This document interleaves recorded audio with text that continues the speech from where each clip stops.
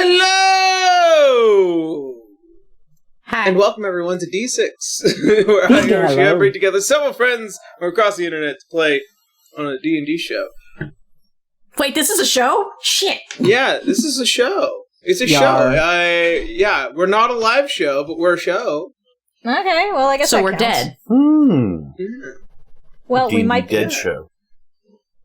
Yeah, we are a pre-filmed show. Any which direction. Welcome back, everyone. I don't think I really have too many D6 announcements thus far, because anything that would have been released is released. We will see. One of the other major announcements, at least for today, or for today's episode, we are down a Ray, as they are currently attending a family event. If you will notice that empty spot right there on our little roll. The husband is Captain, missing. Captain. Yeah. They will return for the next filming, and then a lot of the stuff to happen for that. But for right now, we are in this episode. Aside from that, to our wonderful people over on YouTube, to those who are watching, just another thorough, quick reminder, if you are watching our show and you're enjoying what we do, about 60% of you who are our viewers are not subscribed. Tisk. Well, not to shame them, you know. No. Shame. Shame them more. No shame. Shame. They deserve it. I suppose so. Any which way, hitting the subscribe button really does help the channel. It helps the algorithm acknowledge that we are a channel worth looking at, and this is unfortunately a YouTube game, and we are YouTube players. So if you'd be so kind, please subscribe and hit the bell icon. I really would appreciate it. Over the course of the week, of course, our shorts will be coming out, not just only over on YouTube, but also TikTok, which Kendra runs. Our homebrew stuff, I'm sure, has already been released, and if you wish to help us out, then by all means, go and check out our Patreon at D6EOE, Patreon/D6EOE, and if you help donate, it helps fund the show. I have thrown a lot of money into this passion project, and at some point I want to actually see if it might be financially viable to continue doing this. So, yeah, fun. That being all said, anything else I'm missing? I'm relatively sure there might be something I'm missing. What? I don't know. Well, All right. have you mentioned all the special things that Patreon can see? Oh, yes. Like our homebrew documents. And you also get to see the episode a week early for D6 Sandtide, as well as get access to our to all the cut content before the edit and in the middle of the edit, so that way you guys get to see what we kind of just talk about randomly. I didn't do it in the last campaign, but maybe this one is a bit different for you guys. See what we goof around about before we start filming. And oh my god, do we goof? So much goofing. Real goof 'em up content. You guys would love it.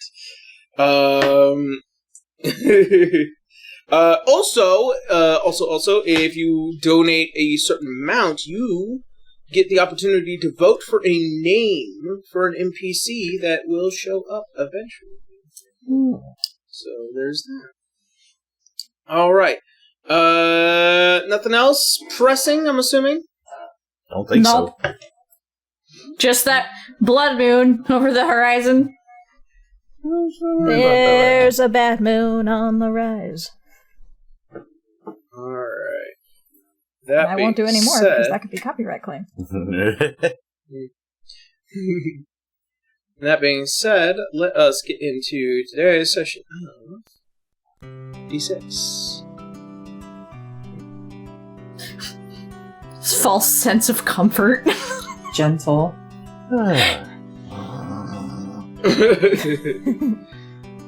Alright. So, where we had last left off. After leaving Yimnin and the Forest of Spiritsu, and traveling eastward to find a individual simply known as Arona, you all quickly find yourselves at a blockade that is preventing you to travel all the way through the Arden Channel.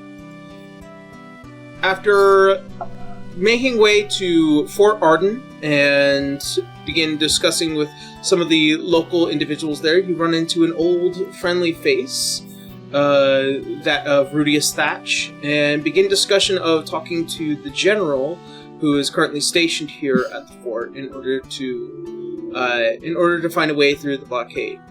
However, during that evening, after getting some food, you are all caught up in a massive assault onto the fort, and unfortunately, Mirad being nearly permanently killed in the effort. However, the assailant, having sustained an injury and ran away, you all found yourselves locked in some political matters before quickly resolving with the assistance to the entirety of the fort and thus beyond. After assisting the General, Mavenpo, in trying to collect pieces of rumors and information, you were all given the right through the blockade by helping out the fort. As all of you begin to board onto the Nightwish during this early morning. Oh no, wait, you'd be closer towards the evening. Right now. Yeah, we did all the helping stuff. As all of you board, you see that Mirad, it looks a little bit more lethargic than usual as he begins to stumble towards the captain's quarters. Not too long after that, the ship does begin the process of embarking. As all of you begin to sail out into the Arden Channel.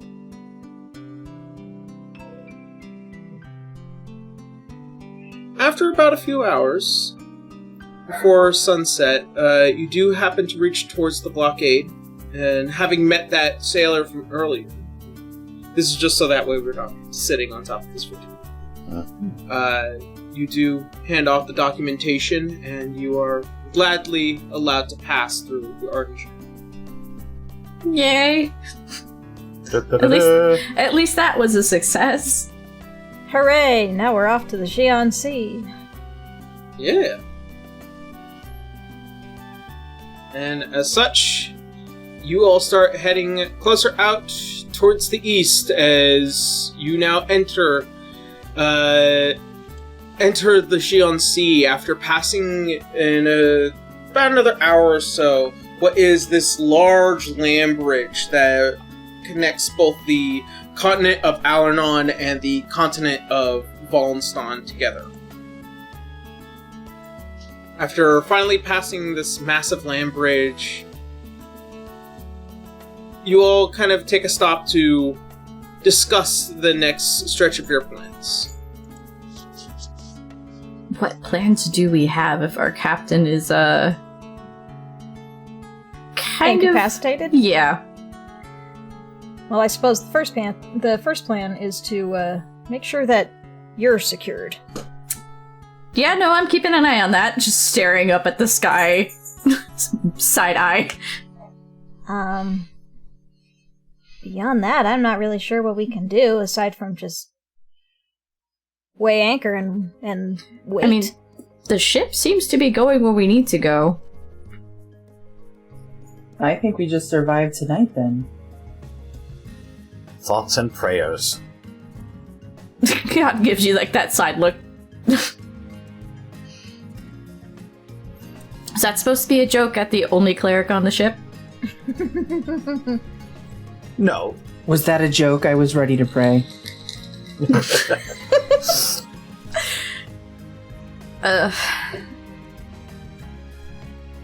I don't know if you want me praying to a death goddess for you tonight, though. That seems a little... backwards? much. Yeah. Yeah. Dear death goddess, please don't take the rest of us. Given... Love, Roloi. God, can't even keep a straight face on that. P.S.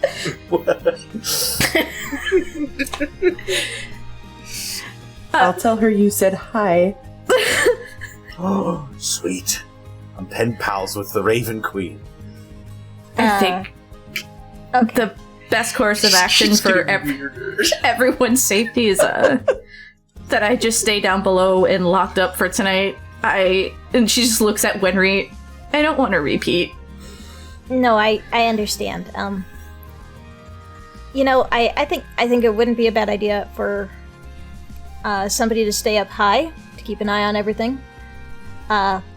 Maybe to have someone down below to keep an eye on you, and then someone up on deck. The ship still needs to be attended to for sure, but yes. In all seriousness, I could keep you pacified with arcane means. Maybe. This is a blood moon, and this is dealing with lycanthropy, so I'm not sure. Well, we'll obviously take other precautions as well. Yeah.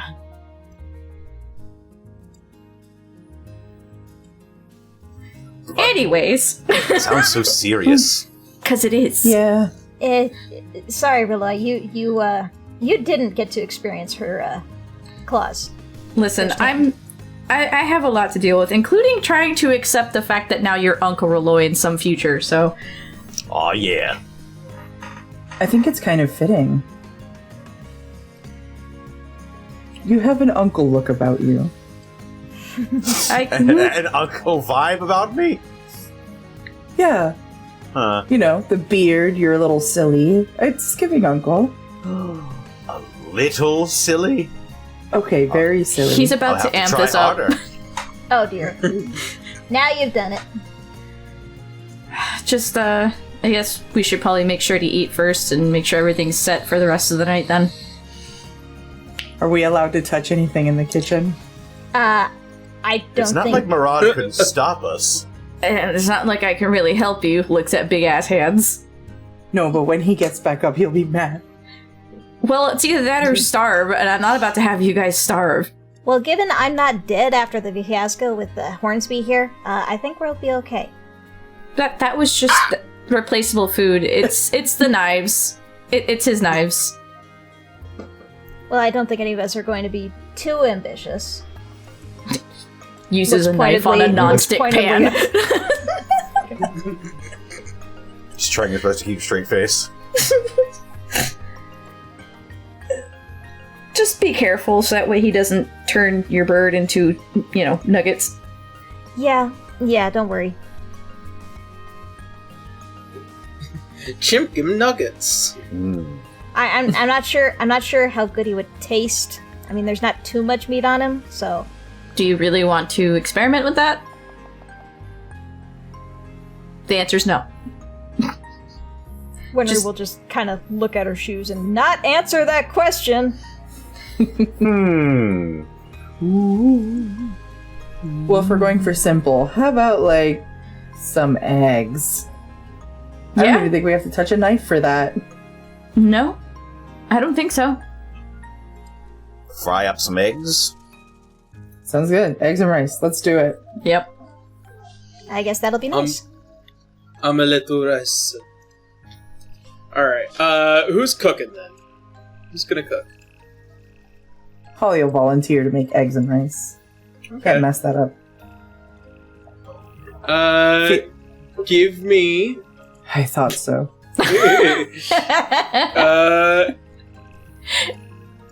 Give me a sleight of hand check. Aaron, Sleight eggs! of hand? We're gonna screw Eggs? Slice You of can pick up eggs. eggs pretty easily. At worst, they'll probably be a little bit crunchy and frickin' scrambled. At worst, they're rubbery. Oh god. Okay. No! Okay, give me another sleight of hand check. A 9. Okay. Yeah. That one's way better. 16. Okay. It's not hard to fuck up eggs, but it's also equally not hard to make them perfectly. There is a DC 5. So you do make eggs relatively easily.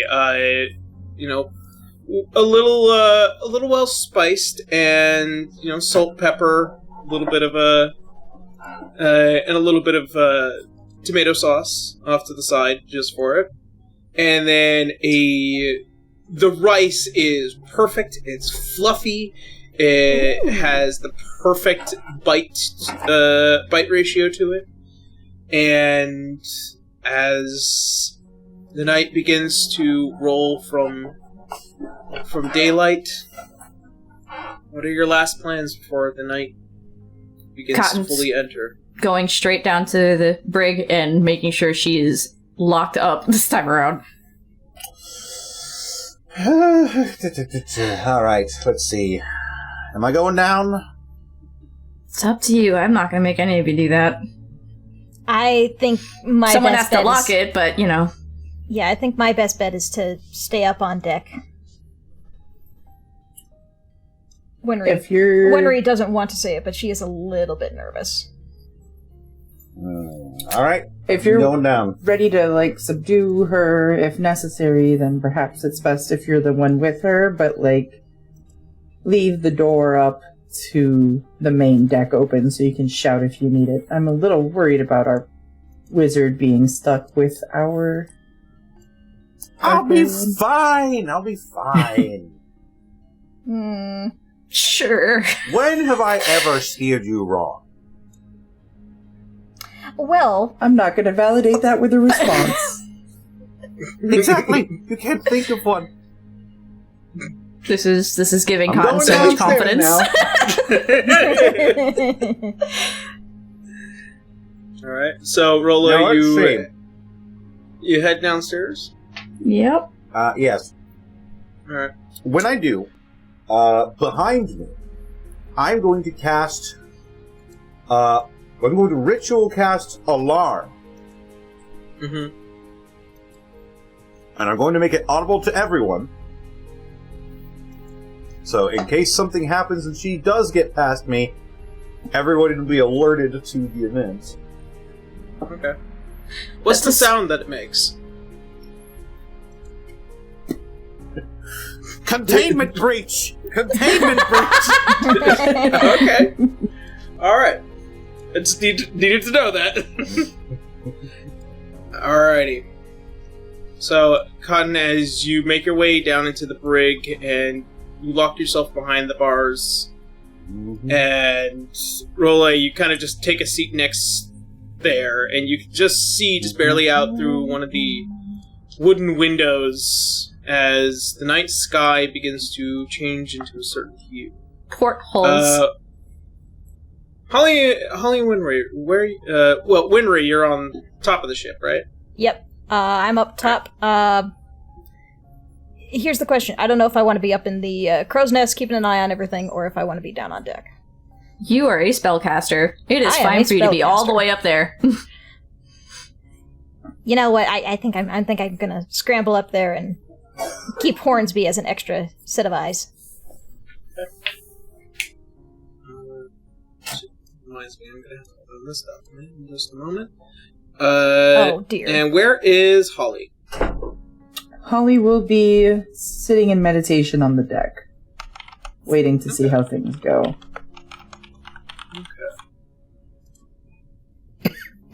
Okay. Pardon me.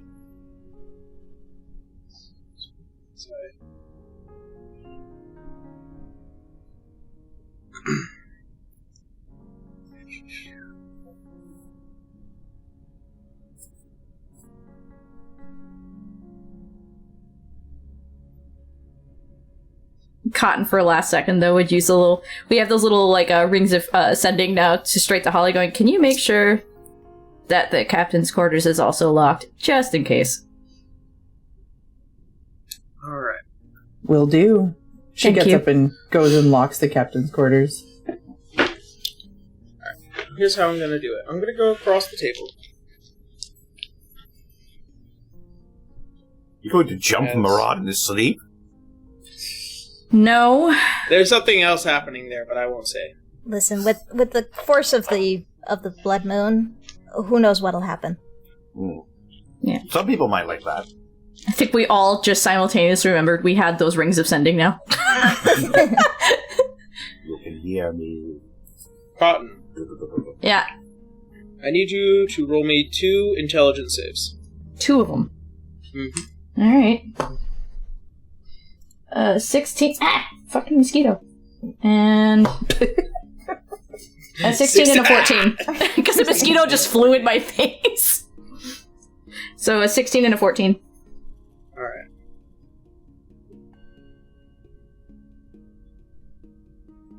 As the night begins, and you feel a sweeping energy fill the air, along with the sea, as all of you begin to see the bloody red hue begin to permeate throughout the entirety of the ship and outside. Cotton, Uh-huh. what is the most detestable thing you can think of? Detestable thing? Yes. What is the worst thing you can say to a human being?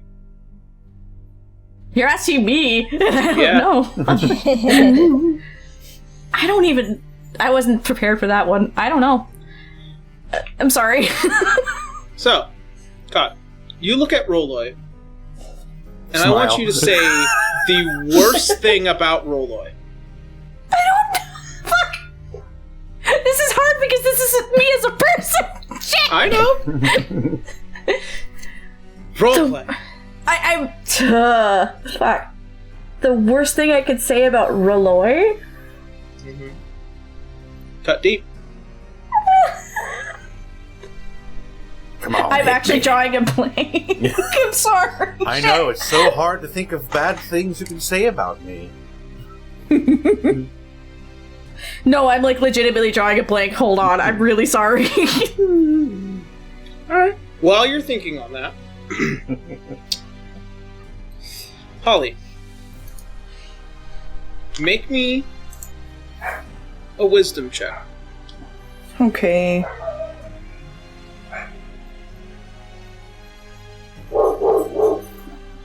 Ooh, 15. 15. As you're sitting there meditating, and as you look up to the sky and you see a blood red moon, you suddenly hear a screech, almost as if a million ravens are screaming in your ears. Okay, she's on her feet, looking around for where that's coming from. Yeah, it is so loud to a point where you're grasping your head. Okay, she's gonna look up and see if she can see Wenry from where she is, if Wenry's having the same reaction, or if it's just her. Oh, we'll get to Winry in a moment. Roll it. Yeah. Make me an intelligence check. Intelligence check. Alright. Here I go.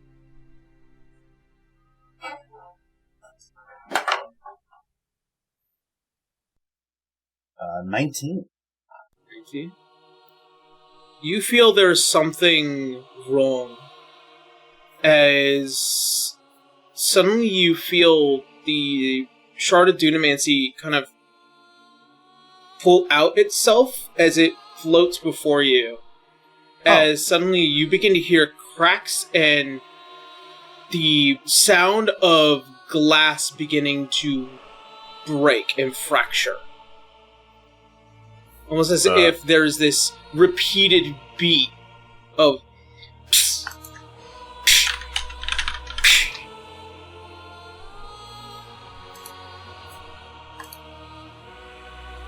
Don't like that.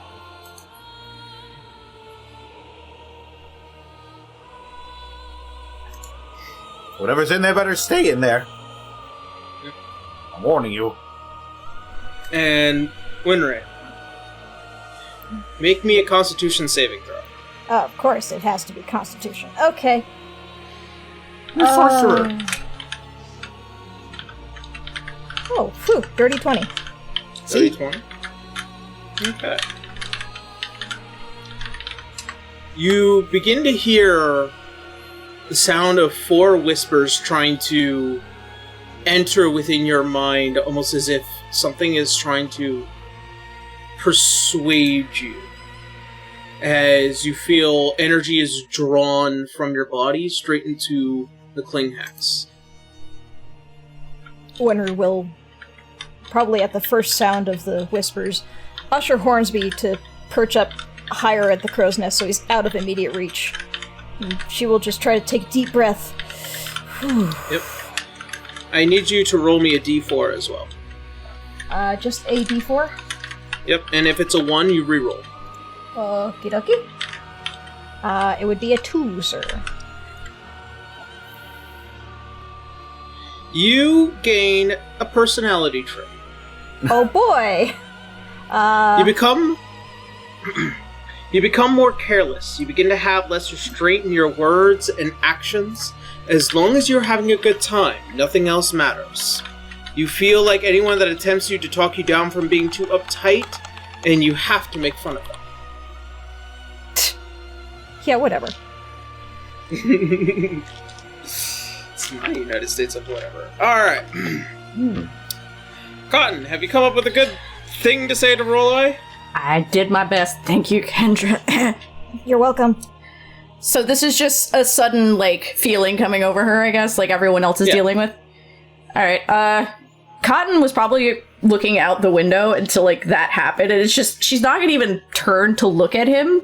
It's just suddenly her voice goes low, and she's like, you're a nosy know-it-all with the worst kind of magic. A coward afraid of death so much so that you have the audacity to cheat time. How dare you. If she turns her head, all you're gonna see is purple in those eyes. As she turns her head. By the way, you lose a point in humanity. I got her. Humanity? It's a thing. And as you turn your head, you, Roloi, as you hear that, as you look and see, just behind the bars, the figure has grown in size. Not twice in size, but definitely bigger. As you notice that that purple eye is not really purple right now, but red. Well, that's new. And Cotton, you begin to feel hungry. I had a feeling that was going to be the theme of the night. And there is only one thing in this immediate area that looks like food.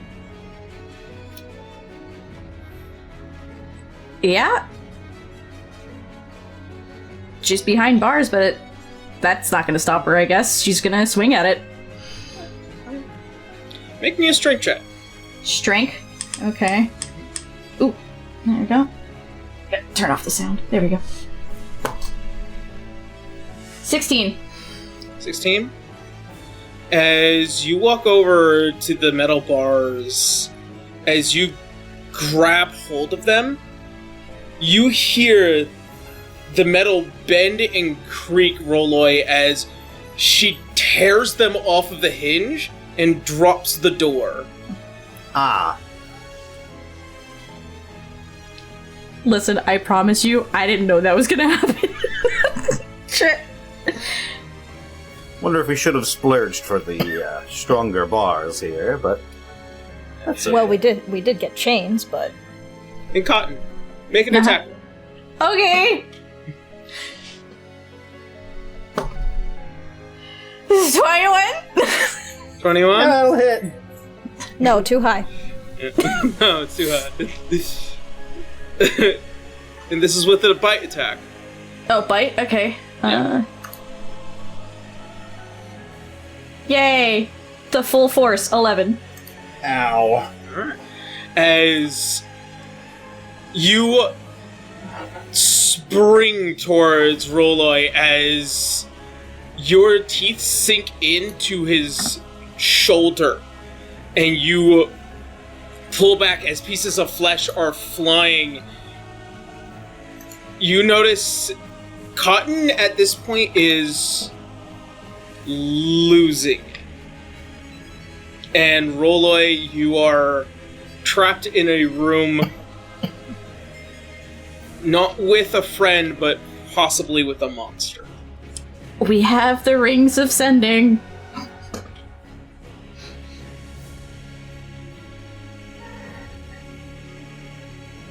Okay.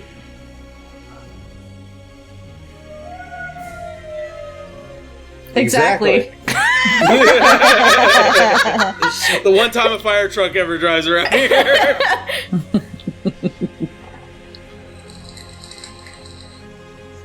Alright, Roloi, what are you doing?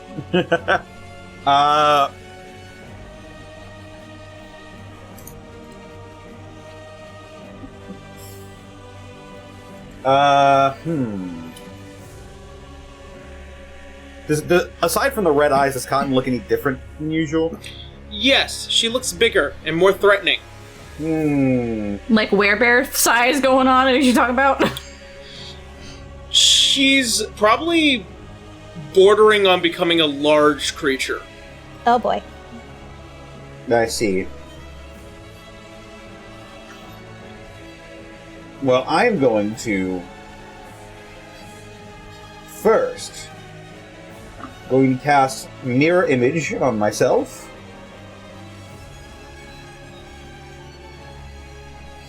Thank God I don't have Mage Slayer right now. And then I'm going to spend 2 sorcery points, and I'm going to quick cast a Firebolt. Are you? Yeah. You can take it. No, I know. Besides, you said all those mean things to me. I'm sorry. Let's see now. Let's see.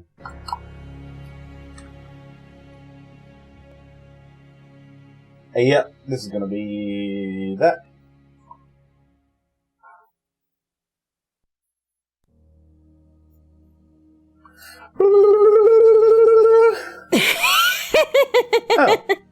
Oh. 12? No. Let's see.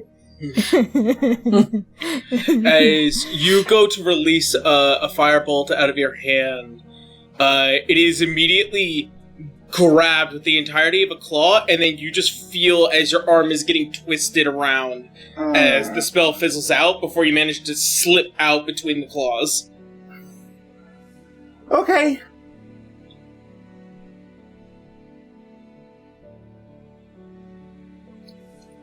Come on then, if you think you're tough enough. You have sending, you can tell the crew.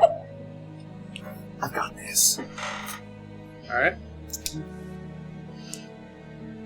Cut. Uh-huh. Make another attack roll. Alright.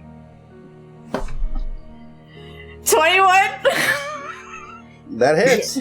You know, Roloi, if you ask for help... Why is it that I roll the best when it's against my own team? Because the dice are cruel that way. Wait a minute, I cast mirror image of myself. You need to actually see if you hit one of my clones. That is true. So, what do I roll for that? You need to roll... you need to roll a d20. Just a straight d20? Yeah, straight d20. 11. That hits a clone. Okay, cool. As you pull some fractions of time together, and you begin to hear more sounds of that breaking glass, Rolloy, as you see this larger form of Cotton just swipe at one of the mirror images as you just back away even further. Just wave to the mirror image. Thank you for all your hard work! If you run, I have to point out fairly, she does have Sentinel if she does take an attack and opportunity against you. I'm staying right there. Okay, I'm just giving a fair warning. Rolloy, what are you doing?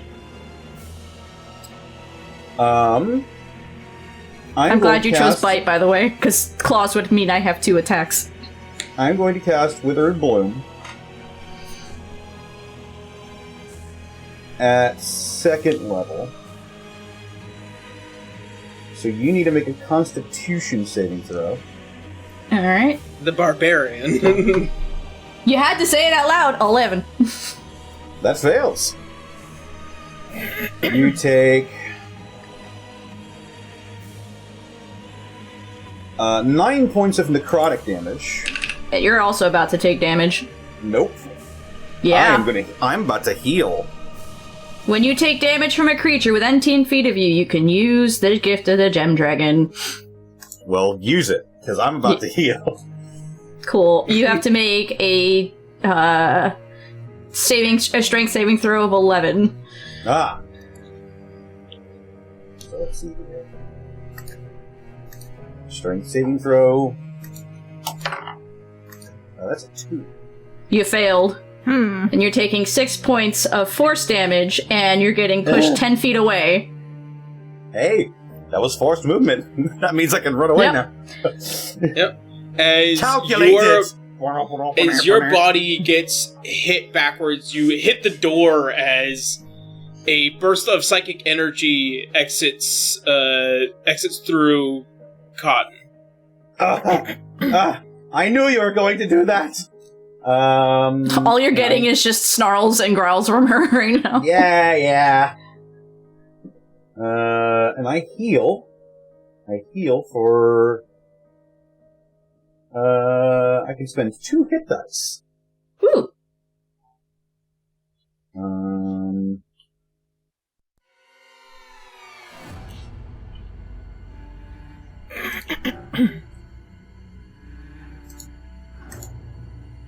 Not bad.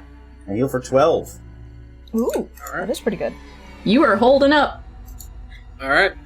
At this point, as up on top of the deck, Holly, as the continued screeching in your mind slowly begins to pull back, you find yourself in a daze as you are confused as to what that was. And you also begin to hear whispers from beyond the veil.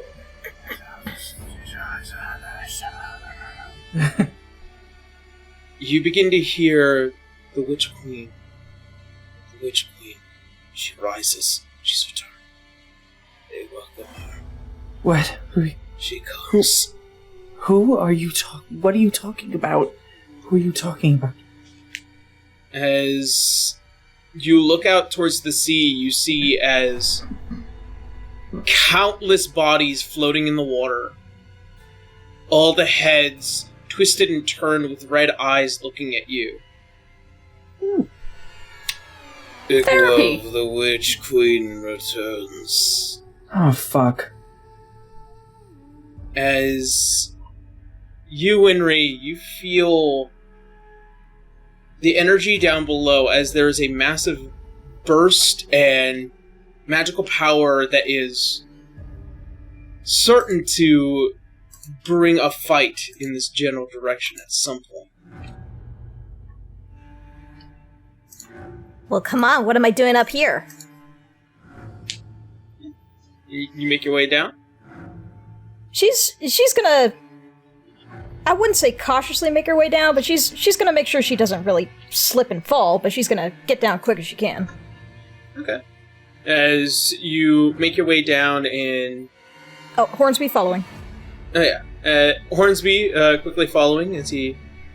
as you see towards the door, you are kind of waiting as you notice, without having initially summoned it, and you notice, Holly, as you look back towards Winry, is that bright glowing red hair and the sword at her side.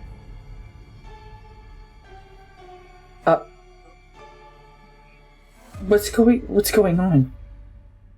What do you mean? You look different. Your hair, My hair? What? Winry will probably at this point notice the Kling Hex. Yeah. As you begin to also hear the sounds of whispers in your mind. The Witch Queen. The Witch Queen returns. Igweld is here. Her blade is needed. Do you hear that? Winry will probably give a horrified look to Holly, just like, I hear whispers about a Witch Queen. Is that what you're hearing? That's what I'm hearing. Okay, good. I'm not crazy yet. Do you see the bodies? The bodies? The bodies! Do I see the bodies?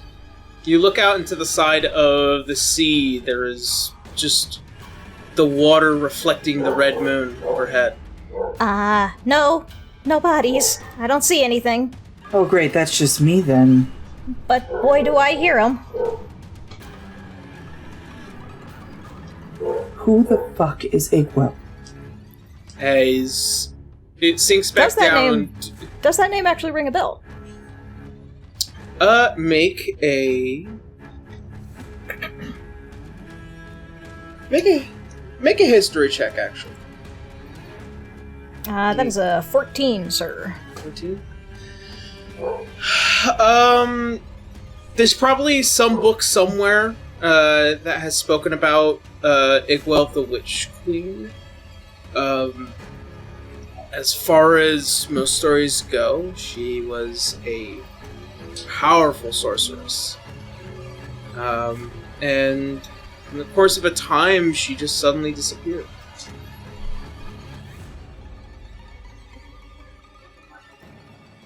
Well then.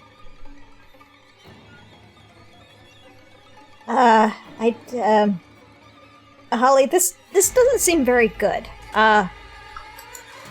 We should check on the others. Probably. She will probably bring up her ring, just like, Roloi, what's the status of things down there? Things are going a little bit aside from how I planned them, but we're all right down here, I think. I think we should help him. As he says that, you both also hear a scream for help in the voice of Cotton. Oh, jeez. Oh!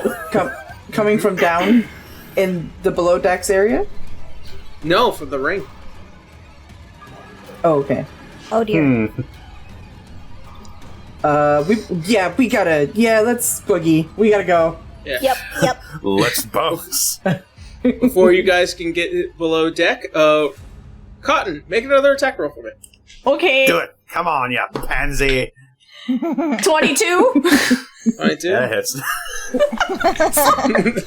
Oh, but does she hit a clone, or you? That's true, that's I got it. That is You need true. to roll Right. another d20. Let me just bring this down. 19. Hey, you just hit a clone now. Do I still roll damage on it or not? It explodes immediately. Oh, okay. Got it. Just as another large bite comes through as your mirror images are beginning to fade. Your sacrifice is not in vain. He names them all. They're all Roloi. Roloi Alpha, Roloi Beta. Roloi Prime. It's a very tight room down here, Roloi. What are you planning to do? She needs to get back in her fucking cage.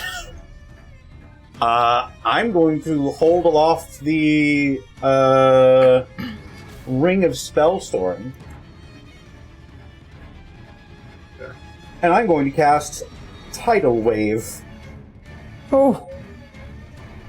Alright. As an enormous wave of water gushes out of the Ring of Spell Storing. I need you to make a dex saving throw. Okay, before I do that, quick question. She's not raging, she's triggered, right? This is beast trigger. I will also account for rage because Okay. she's I want to make fully sure gone. because I want you to let you know if she's raging, she also can't use her spells. So it's just everything else. All right, cool. You said Dex, correct? Dex saving throw. All right. Please roll a 1. I'll take a 2. 2 works. You do fail. You are pushed. On a failed saving throw, a creature takes 48 bludgeoning damage, is knocked prone. Creature takes half as much on a successful save, you're not prone.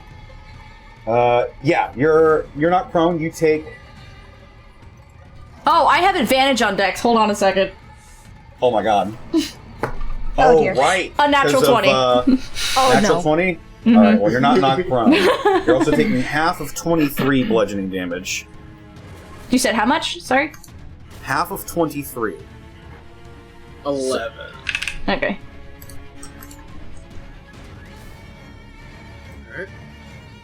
Do you still manage to push Cotton back? Nope. No, she's not knocked prone now that she succeeded. No, Gotcha. but he definitely did damage, so he's definitely gonna have to do another strength save with the gift of the gem dragon. I'm just getting blasted out of the fucking... Sorry! I But we're about to find out walk out how there bad this is going to soaked be. and bruised. 9. 9? Yeah, did you make the save? Oh, right. 11 strength. Saving throw? Yeah, 11. That's 15. You beat it, so you're not being pushed, but you're definitely still taking half the damage of 9, so 5. I wanted to be pushed to just get blasted out from underneath the poop deck. I'm going back in. Just soaked and bruised. Sorry. You're just getting hit by either her bites or just the faint blue image of a sapphire dragon. Cotton, Yeah. make me an intelligence save. Alright. 17. Nice. Thanks. I don't know what it means. You are filled with an immense amount of fear as you lose another point in humanity. As you suddenly do not wish to be in the same vicinity as Roloi, as you jump over him and break through the door and begin to move as quickly as possible to the upper deck. I also Well, want my to alarm would go off. Yeah, I would also Yep. like y'all to Containment understand breach, that she still containment has breach, containment breach. the cloak of the mana ray. Mm-hmm. Oh, right. Uh, What does that one do again? I can swim up to 60 feet and breathe underwater. Ah, Jesus. Okay, we can't let you get off the boat. That's awesome. Almost as if a rampaging beast making their way through these tight spaces as they make their way up to the top deck, as you both notice in the blood red moonlight a much more bestial and fearsome creature that is caught closer to that of a chimera. That's terrifying. Oh. Oh, he did something! Oh no! Shit! Oh no. Oh dear. And because she's also triggered, she has she has everything, including blind sight and her jump as well. For those strictly listening and not watching anything, Aaron has gone to go get something. Yeah, I'd also like to let you know, I'm very happy he chose the bite for the rage, because if it was the claws, I'd attack you twice. Yeah. And there would be there'd probably be a sliced and diced Rolloy. However, once I drop below 50% of my health, every time I bite you, I then start to heal. I could take you. Yeah. Rolloy's just down there with like bite bars, like, I'm okay.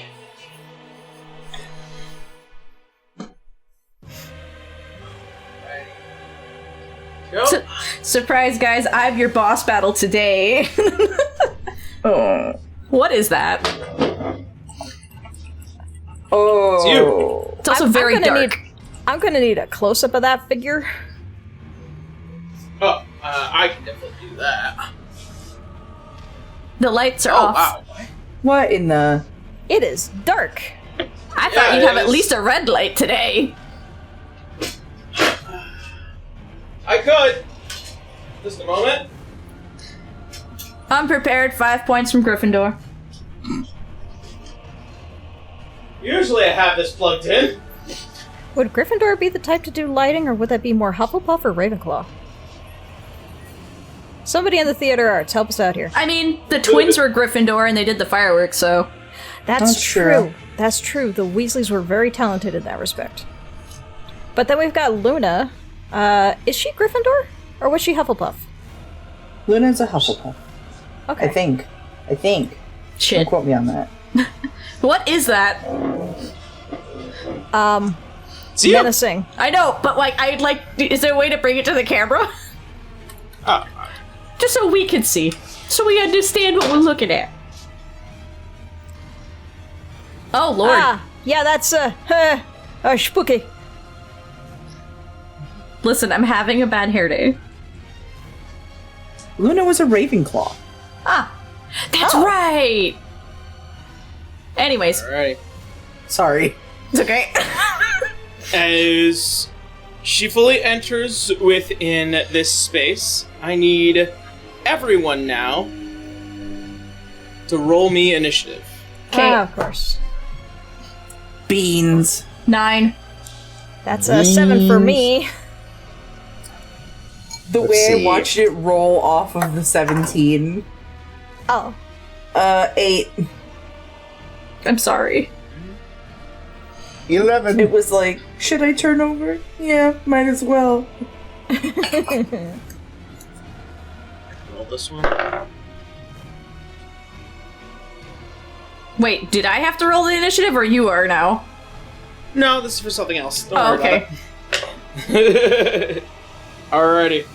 I don't have to worry about too much today. I Alright. was gonna say, like, if you need me to go, like, leave for a little bit. No. Roll it. It is top of the round for you. Go ahead Me? and, yeah. What are you doing? You're Oh my just goodness. below deck. I am just below deck. Well, You know what? I I'm gonna have suppose to that buy she him ran this past me.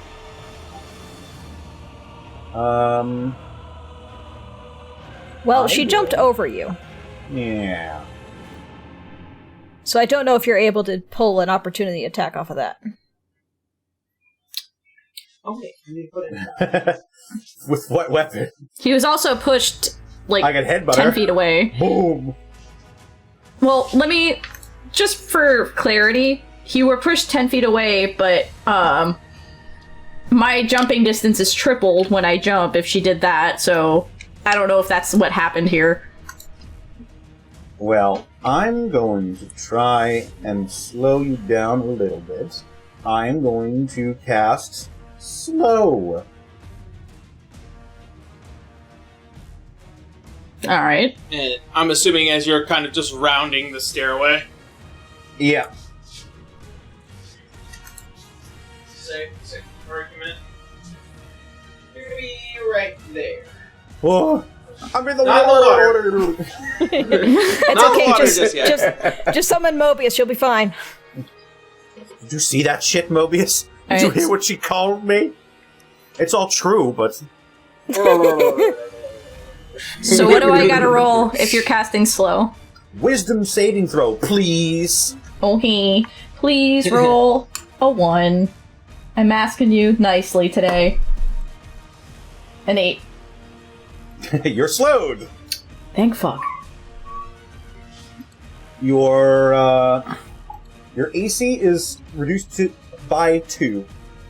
Your dexterity saving throws are reduced by 2. You can't use reactions. And on any of your turns, you can only make an action or a bonus action, not both. Also, your speed is halved. Okay. Now, do I have to make that wisdom save at the end of the turn, too?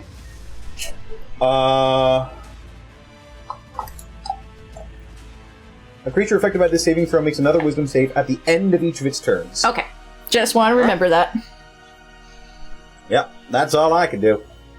Alrighty. Cotton, you're up. So I'm running away from him in particular, or no? Yeah, that's right. It is a moment in which it allows fear to take over and you escape, but that moment is now over. As you see Winry. 2 very interesting creatures that look like food to you. I'm sorry, Winry, he put you close to this.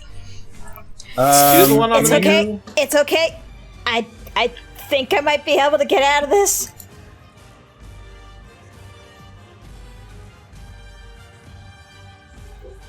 Assuming. So, what does it do to my attacks? I don't think it does anything to your attacks. You can only use one of them. Ooh, okay. I only have 1 attack, so. Aaron, I think I might have missed it. Did you put an effect ring on the? Oh yes, sure. Just a moment. All right. Well, a big beast. Just so we don't forget. I'm sorry. This is 26. Yeah. I'm sorry. You said bite for this, right? Yeah. Yes. 6. Ouch. Oh, +2. It's rage. Ouch. So 8. 8 points. And then I have to make another wisdom? Yep. Yeah, another wisdom saving throw at the end of your turn. 9. Still a failure. You are still slowed. Cool. Alrighty. And that will be the end of Cotton's turn. Holly, you are up. Holly is going to look up at Cotton and say, cast command. And say, please lay down. Alright, I'm assuming that's a wisdom save? That is a wisdom save. There's the natural one! Hey! Hooray! Hey! I've never been so happy to see a 1.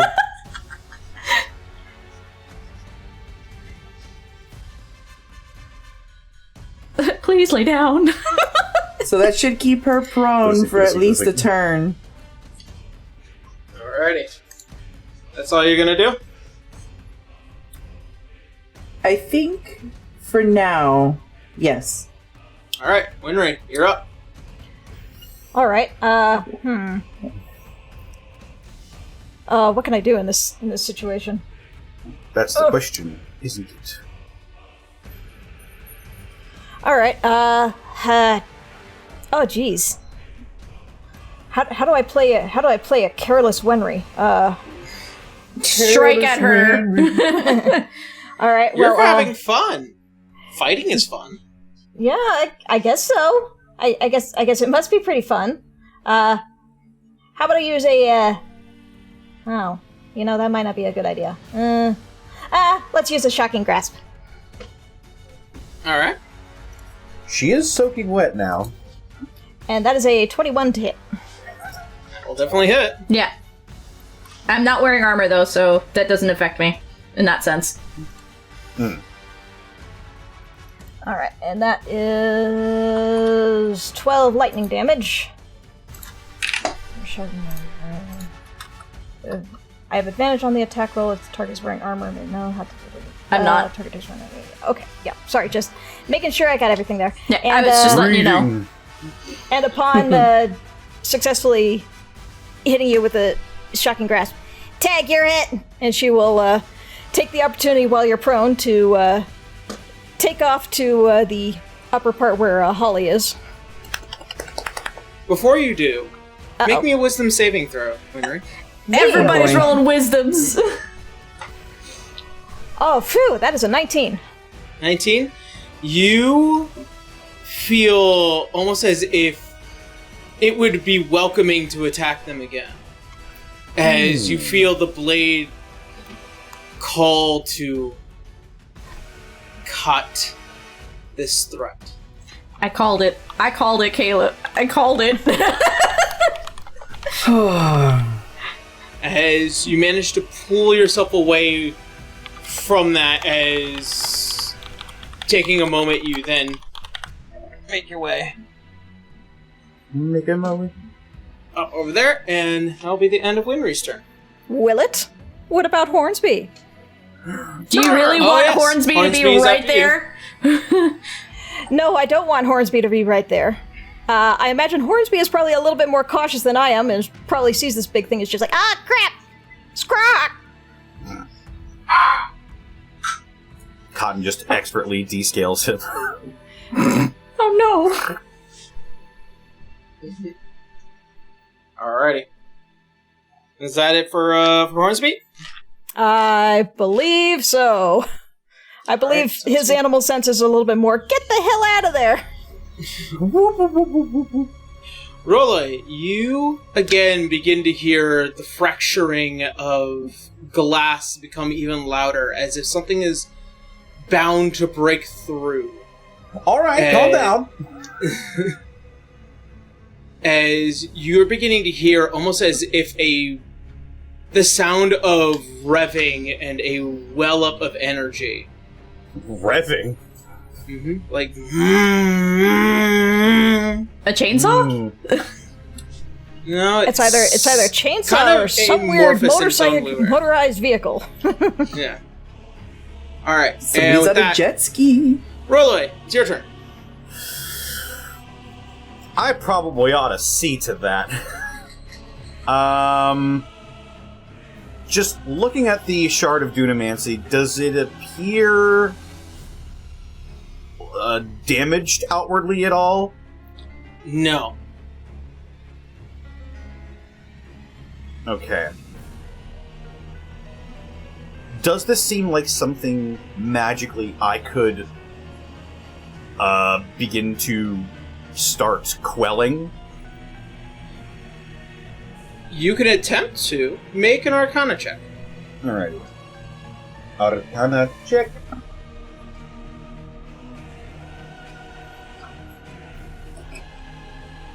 Um, 16. 16.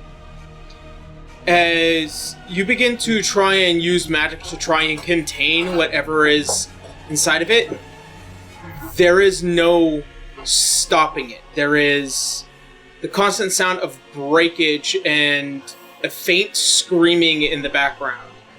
As you try to quell it with magic, you've only emboldened it dramatically. Okay. As you hear that sound, that revving, you begin to notice that the timelines are beginning to fracture around you. As you hear another crack of glass beginning to pierce through the veil. Right. That's not no good. Alright. Well, fine then. I'll deal with you in a moment then. Priorities. Gotta keep my crewmates from ravaging me. Cotton is slowed. Can't take reactions. Can't take reactions. I'm going to... just prone. I'm going to get to the top of the deck.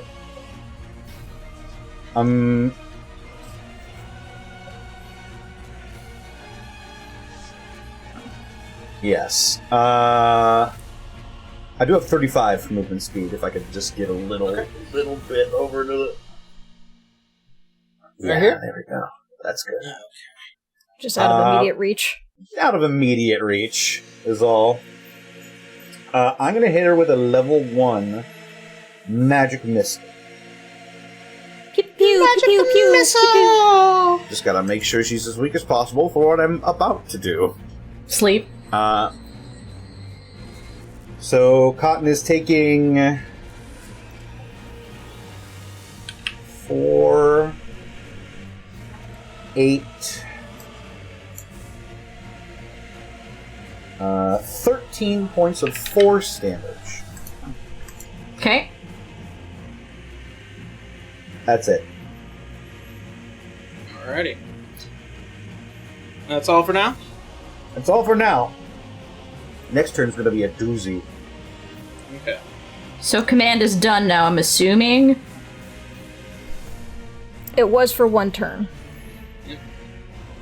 As... Wait, is that one of Holly's turn, or...? It is Cotton's turn right now. I know, but the thought is... Command Holly... only lasts 1 turn.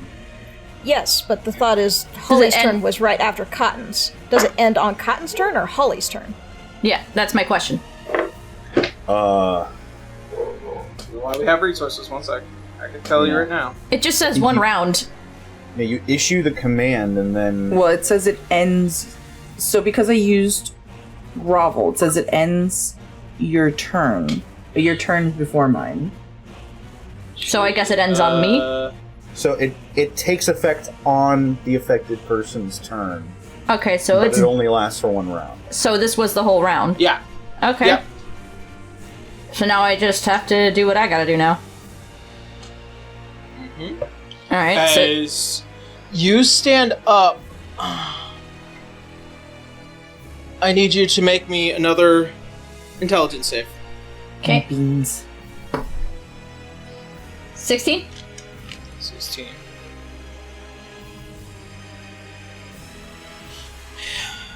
As you look out closer towards Rolloy, you no longer bare your teeth, as suddenly you see the large hands and the claws extend out even further. What? As even slowly as possible, make me those claw attacks, if you will. Oh dear. The long claws, not the rage claws, because I can't switch. You can only make 1. Yeah, I only have 1 attack. And does Rolloy have 1 more clone left? Or was that it? I do have 1 more clone. So I'm using the long claws from the trigger. I can't switch to the beast claws because I'm using bite for that already. Just to be fair. And it disconnected, but I rolled an 18 plus 6.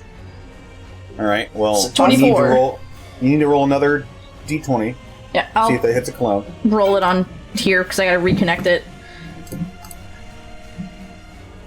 10. Why did you disconnect? That is less than an 11, so it hits me. So you're getting hit with the long claws. Oh, and roll me an extra d8. Yeah, hold on. So that's 7 plus D8. 2. Yeah, so 9 points of slashing damage and a d8. Another d8. 4. Am I also adding the 2 to that too because of the rage? Nope. Okay. These longer claws, as they go and they swipe at you, as they gouge into your side haunch, as you see it's almost as if this creature is just standing over you. 1 second. And I failed my concentration check on slow, so that's done now. Reconnecting. She is no longer slowed. I'm no longer slowed. Alrighty. And that is the end of Cotton's turn, I'm assuming. Yeah. Since I don't have to make the wisdom. Alright, Holly, you're up. Winry, you're on deck. Oh boy. Question. Is this lycanthropy a condition affecting her? if I cast Lesser Restoration, will it help to peel back some of this onion? Get us a little bit more cotton. I love it when we ask questions that get the DM just looking through his resources. Because You're so creative. I could be right and I could be wrong.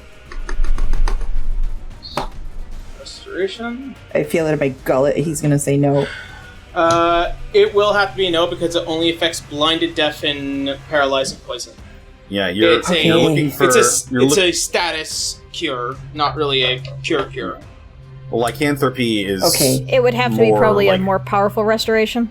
Greater restoration of rage curse would probably... Gotcha. Yeah, but I don't have that yet. Alright, well, we're gonna get started with, shooting a Cure Wounds over at Roloy. We're gonna Cure do that Wounds at is second touch. level. Thank you! You have to touch him. Cure Wounds is touch. Okay, alright. Move me over. Okay. She charges in. Hurrah! Touch. Boop.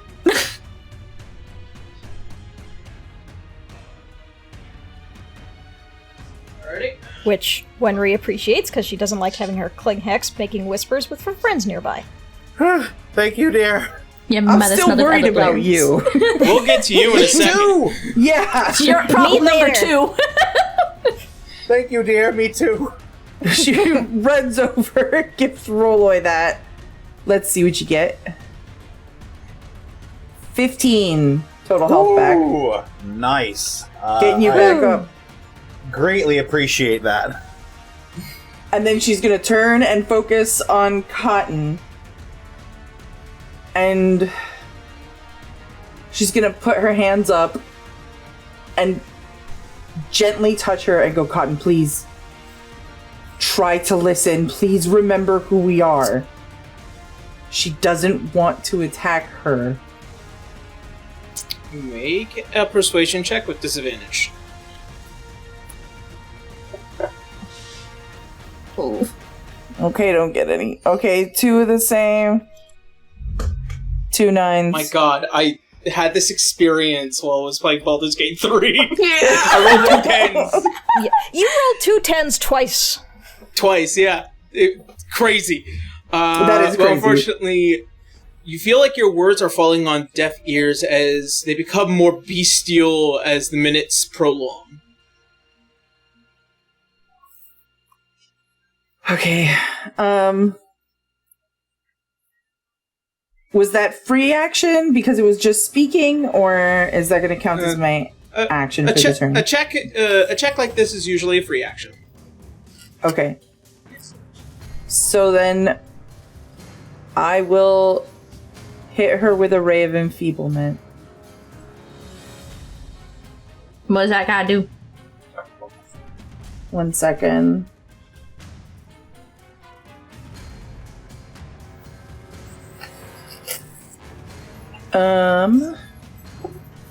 It doesn't say that there's a save.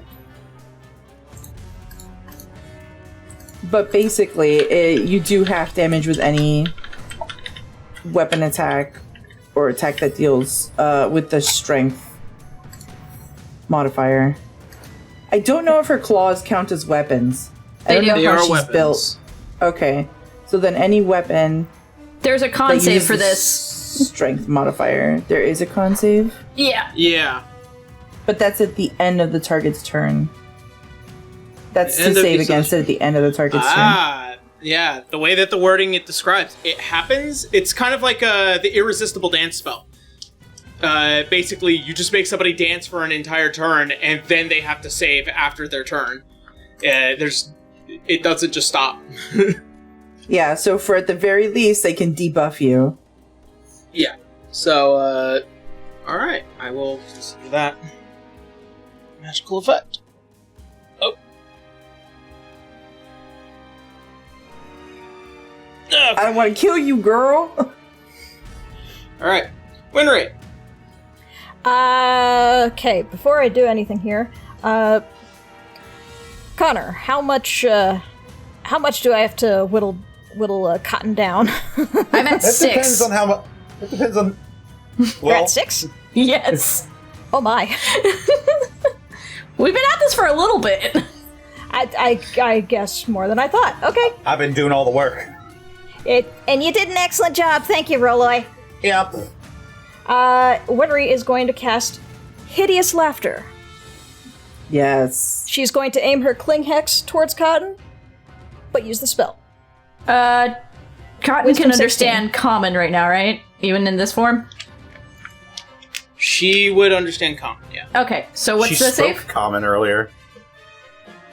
Wisdom 16. Okay, roll a 1.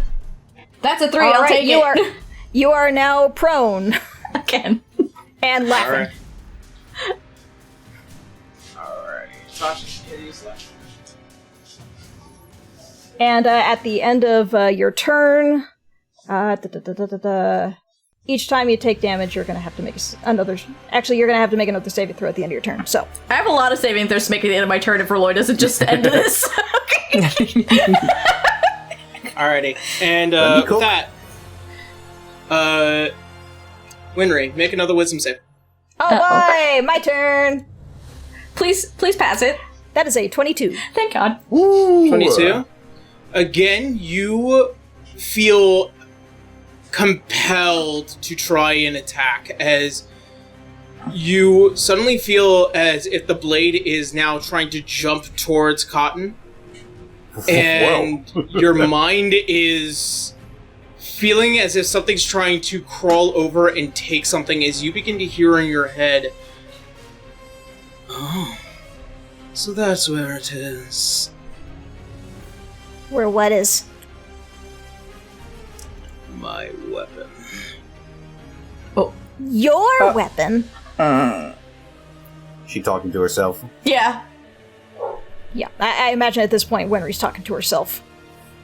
Yeah. As you look up towards, past the mast, a figure near the wheel, a spectral figure standing there in this very tight corset of an outfit, these long flowing robes, and what looks like to be a crown of bone. As Oh dear. her long brown hair reaches down to her waists, and she looks at you as if something draws you to it. However, you manage to resist something that was coming from that visage.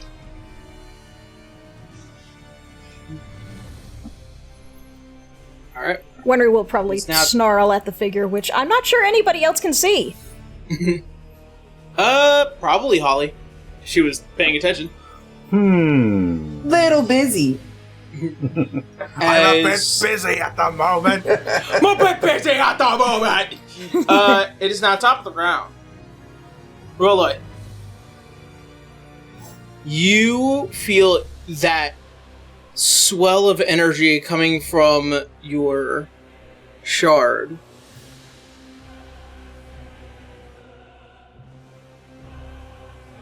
Just a moment.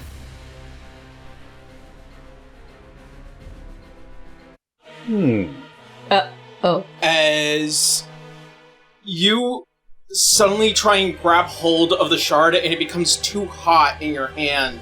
As it floats in the air and you begin to see as it begins to wildly spin as that revving sound is now beginning to actively permeate throughout the ship as you hear more cracking coming out from behind you. As suddenly there is this split and fracture in time as exiting out through the fracture is this tall figure wielding what looks like to be two different blades in hand. And then looking towards the back of you two, towards Holly and Rolay and Winry, as you look down, you see what looks like to be a tall fire genasi woman with a bandana overhead and her long burning dreads. And Winry, you notice something in particular. In her right hand is a familiar blade, one that you're holding right now. Oh, And in the my. other is another familiar blade, that of that which Mirad would hold. The daydream? Oh my. Ah! A development! I know this is rich coming from me, but could you have picked a worse time? This is exactly what I needed to be. Now, to deal with this. As you see, as she turns the blade, as the daydream is turned, you see the ship beginning to rustle a bit. Almost as if it comes to a very abrupt stop as all of you are thrown to your feet. Ah! Huh? To your Hornsby squawking as everybody it falls over. Scraw!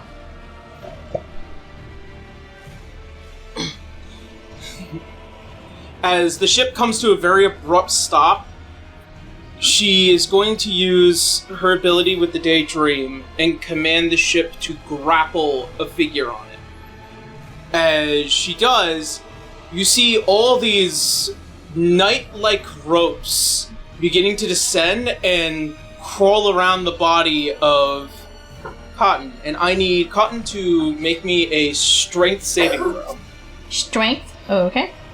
How come Mirad never did this? I don't know if he could. I don't know if he knew he could. 22. 22? It's not going to be enough.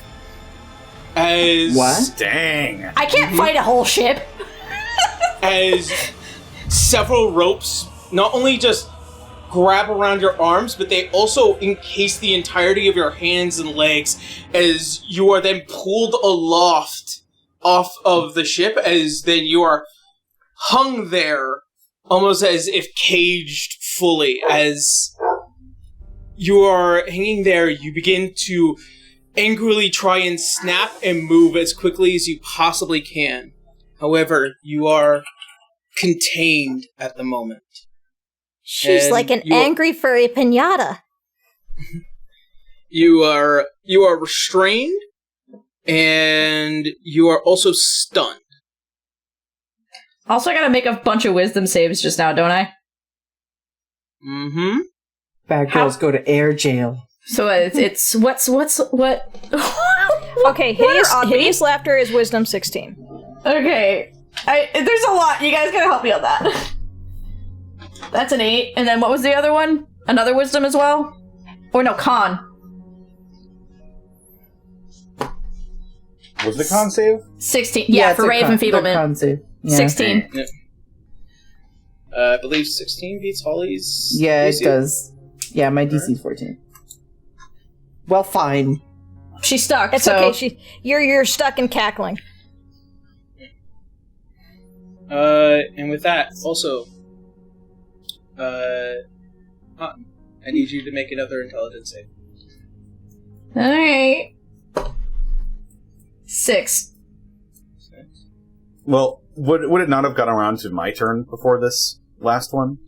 The threat has been contained. I know, but just to avoid any further damage to her, Rolloy would probably try to put her to sleep. Sure. I'm at 6, so whatever you roll, it works. I'll just. If hit all you the with d8s rolled a 1, we'd be fucked. Yeah, because that's only 5, right? Don't bring that on us.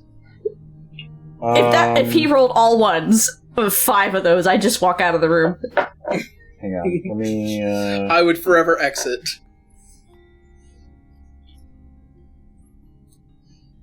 Oh yeah, 28. Alright, as that gnashing and clawing is suddenly met with a quelled and cool breeze before they are promptly put to sleep.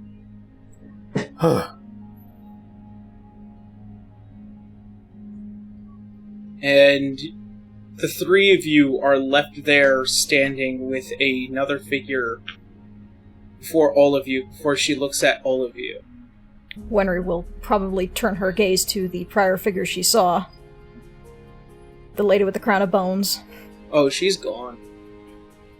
Her vision had disappeared. as soon as this figure had entered. All right. Okay. Probably better start explaining. Because I'm lost too, for once. Yeah, I would be very interested to know why you're wielding both of those swords, miss. Well, alright. Let's state the obvious then. Shall we? Oh, by the way, quick question. Is the more careless trait still active? Yes. Okay. Oh, those traits don't just go away. Well, I know, I just didn't know if it was a temporary thing because of the fucking moon. Moon. Damn it, Moon Moon. As you see as she stands there, you can see as she puts away both blades, one is conjured away and the other one is placed in a familiar sheath. So, let's state the obvious first. Looks towards Rolloy. I'm here because of him. He shrugs. Damn it, Rolloy! Well, not me. You're asleep. You're asleep. Shush. Not me, future me. Well, maybe. Well, apparently it was a Rolloy at the very least.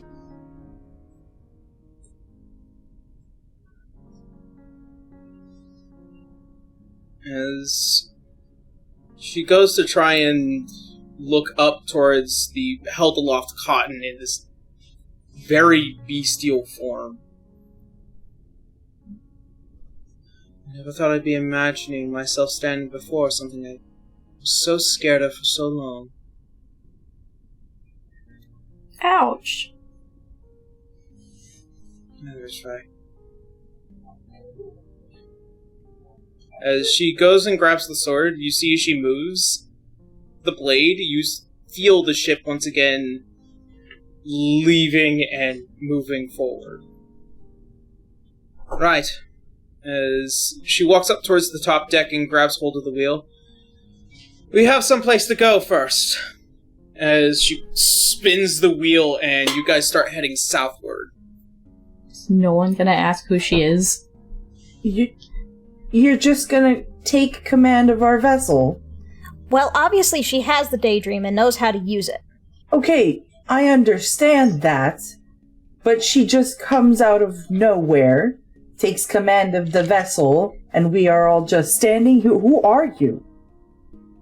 Why are you taking command of our vessel? Where are we going? And why do you have the cling hex? I still haven't gotten an answer on that. I think it should be obvious who she is. I mean, I have some idea, but I want to hear it from her.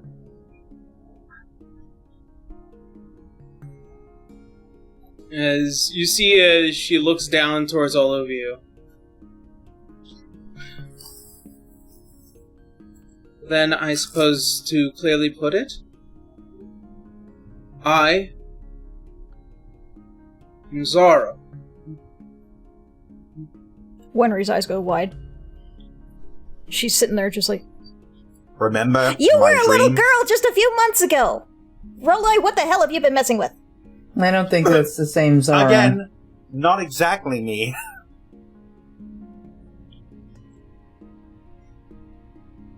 This is Zara from a future timeline. One where apparently I had been mentoring her.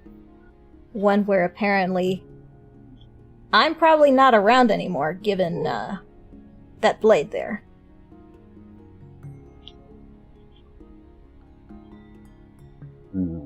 It was imparted due to your will. Well, at least I know where this thing's going. Wenry will probably unconsciously just rub at the cuff on her hand. As you see, she kind of just sternly looks at all of you. It's almost as if she's trying to hold back a lot. And Holly, from what you can tell with passive insight, she feels like if she says anything wrong, she might screw up whatever it is she's doing. I think we should trust her. I mean, if I sent her here, then clearly it was a good idea. I don't disagree with that. Ha! Ha! I will have to agree as well, given she's got two of the strongest blades probably on this planet. But I would like to know where you're taking this.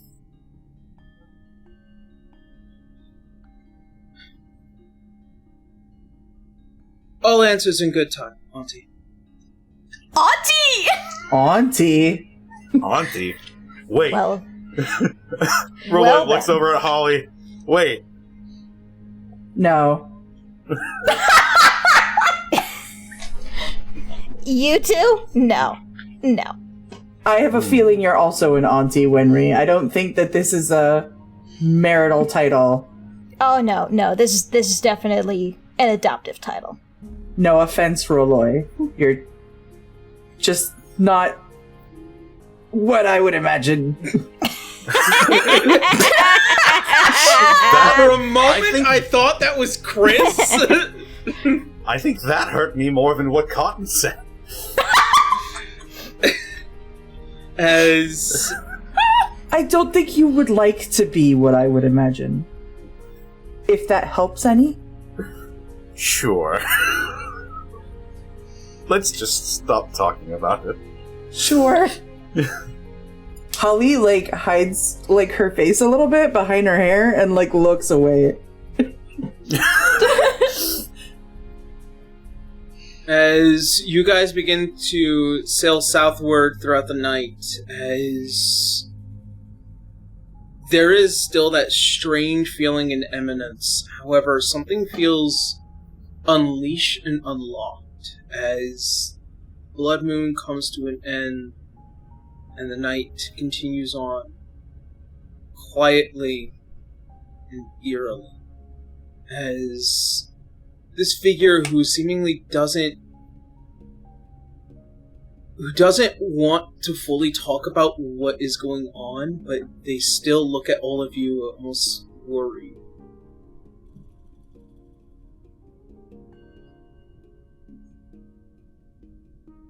At some point in the night, Holly is going to bring her a cup of ale. As you do, and she goes to grab it and raises it up. She's still at the wheel, driving the ship.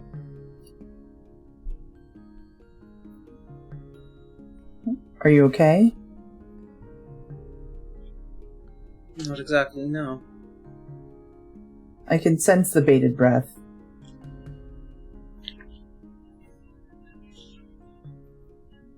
As you're probably well and aware, due to Roloy's talent with time, it is hard to imagine having to be here at this moment. And I'm still trying to find a very particular answer to a very particular problem. Well, I can understand not being able to talk about what's going on in your life. If anyone, I understand holding back. But we are here for you. Any daughter of Murad and Cotton is family to us.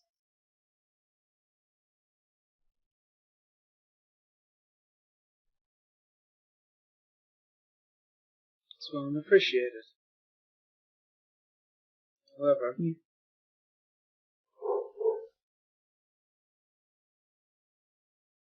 it is to note that I have very limited time.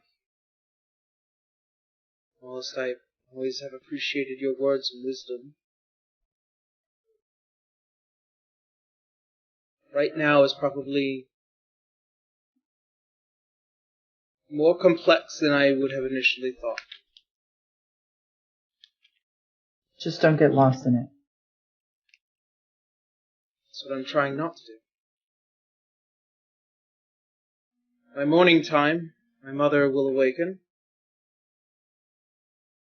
I can only imagine the questions then, so for the time being, I'm going to sit with my own thoughts. Alright, just don't be surprised if the other two come to have a little chat as well.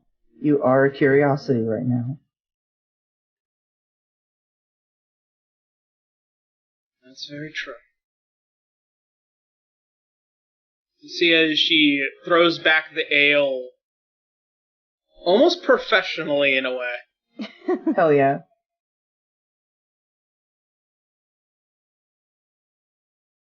I'll explain everything in the morning then. Well, alright then. Holly's gonna Sleep leave well. her be.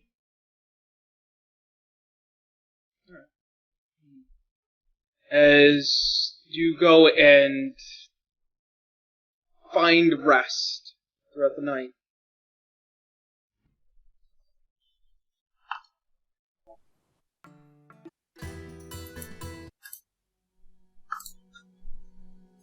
A evening passes before a new day begins, and Cotton, you find yourself on the top deck near the captain's, or near the wheel this morning. And your body feels like it's been Kicked to shit. ravaged. Yes. You still gain the benefits of a long rest, by the way. Oh, okay. I was like, am I just gonna be exhausted now?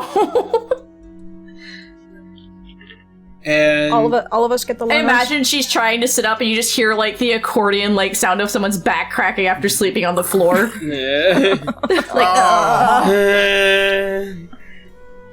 As you look up and you swear you see Murad standing at the wheel. It's just bleary-eyed, like, you're up? Because she knows, like, he was out after that. She's a little confused being him up so soon. As the head turns, you see that the face is different. Younger, and the stature is lost some height. Before your head begins to shake, and you notice that this is a completely different Fire Genasi person. Yeah, that would make her kind of, like, jump back up to her feet and just the look of absolute confusion. As the rest of you also begin to wake and murmur to a brand new morning on the sea.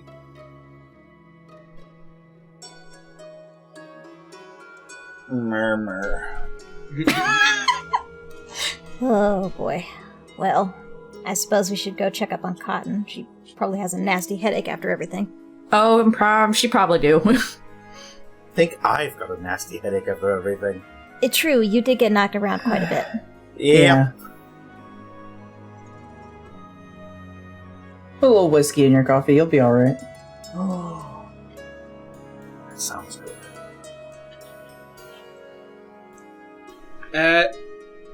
As all of you begin to ascend and make your way to the top deck, you notice that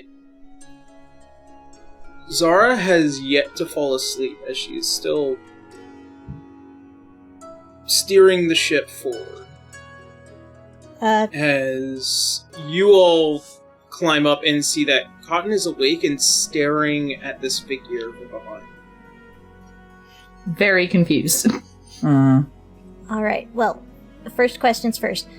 Cotton, how you feeling? Do you need a snack? Do you need something to drink?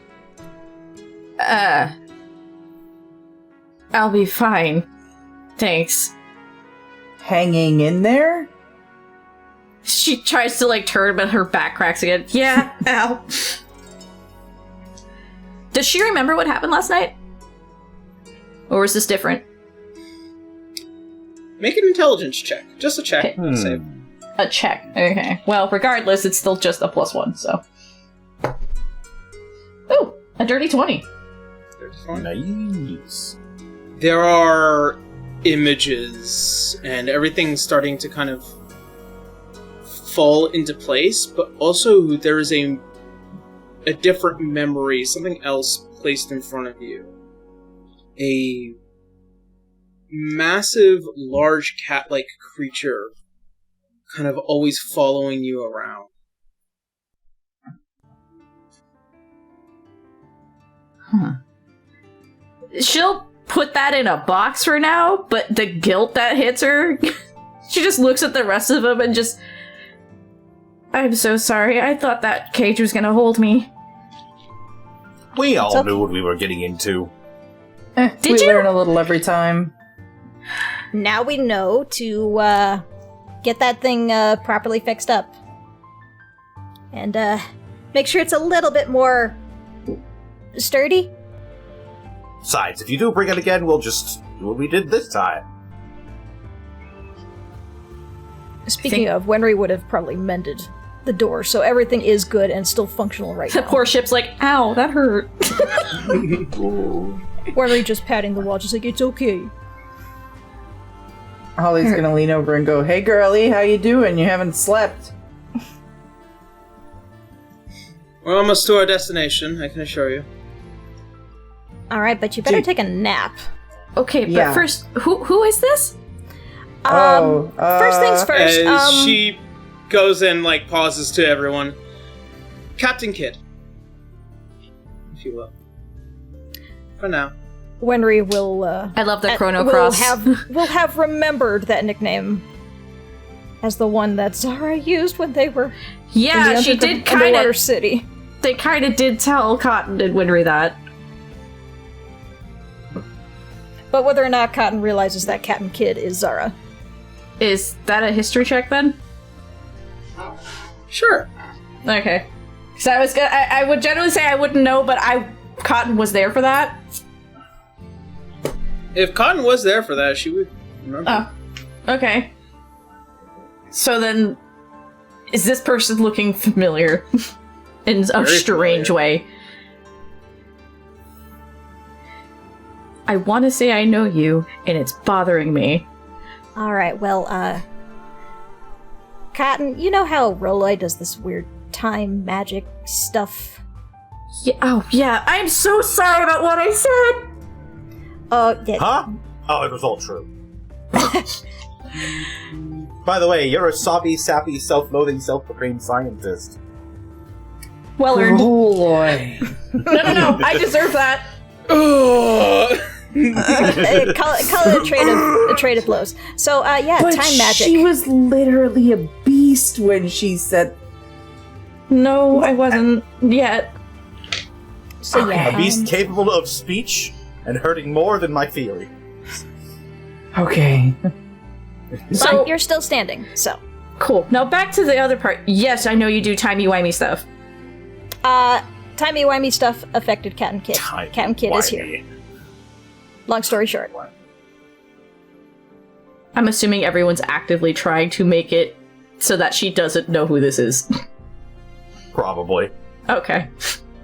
Well, I could not be but deception? This is fun, just tricking you. Did you say I- that out loud?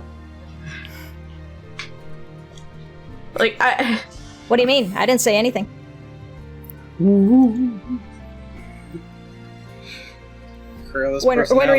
Winter's just over here, just petting little Hornsby. Just go, you cute little pteranodon. Okay, so you do timey-wimey stuff. How did you get here? Well, last night, during the incident, my shard of Dunamancy started to act up a little bit. To put it lightly. Out pops Captain Kidd. Am I to assume that this is someone from a timeline? I'm If honestly it- not. For once, I'm not certain what's going on. Well, you remember Captain Kidd. I remember a little girl calling herself Captain Kidd. And what did I say? I said timey-wimey stuff. Put the pieces together, Cotton. You're smart enough for that. Slight glare. I'm sorry, have that's this the new conversation- trait that Winry has. I'm sorry. Can we put You her on can- the ground? You see as she's standing. Like, she's not being hung up. She was put down at some point. So see as she turns around fully towards you, and she looks you straight in the eye, two burning like eyes as she looks at you. You know me. I'm assuming I don't even have to make a roll for this one then.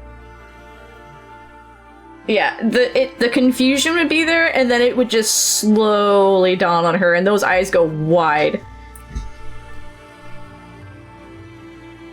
And then guilt.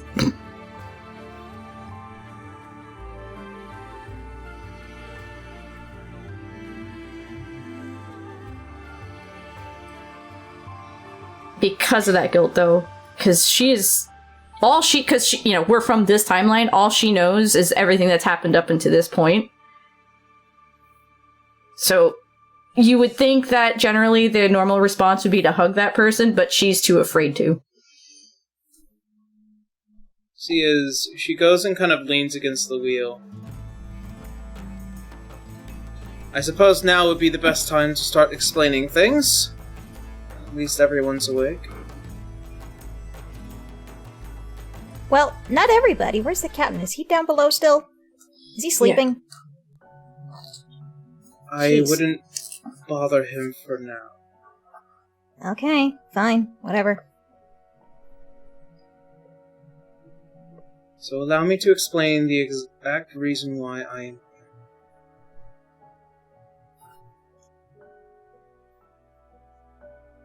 As far as I am aware, and as far as all of you need to be aware of, what happens in the future will lead to all your deaths, with the exception of Ola. Unfortunately, the crux of all of that looks towards you, Cotton, is because Murad is dead.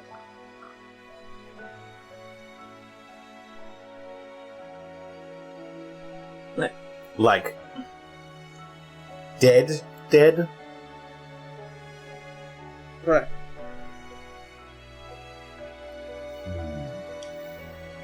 And I am taking you all to a place where you might be able to find something to help with that matter.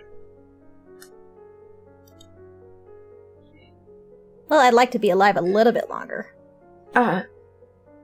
Technically he already is, so short from talking to Beltania about that, what is this gonna do?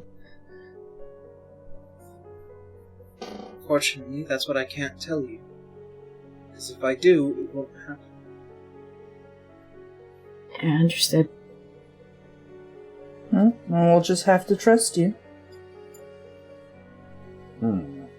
Given who she is, I think that should be a pretty easy feat.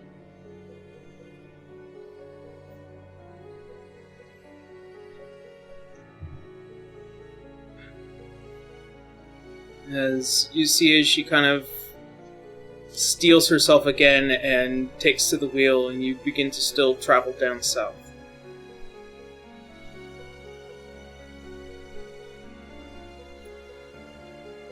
Welcome to discuss among yourselves and at least try and interact, but that's up to you. Cotton, Yeah. how you doing? That's a very loaded question. Isn't it always with you, dear? What can I do now, though? There's nothing to be done, really. Aside from last night, waking up to see a future version of my daughter standing before me was not something I was expecting. And, No. given how she's reacted to me, I'm assuming things don't go well, so. Well, she also may not know you very well. We don't know how much interaction she's had with you in her timeline. Perhaps this is an opportunity to sway her opinion of you into the positive. Get to know a part of you she's maybe never seen.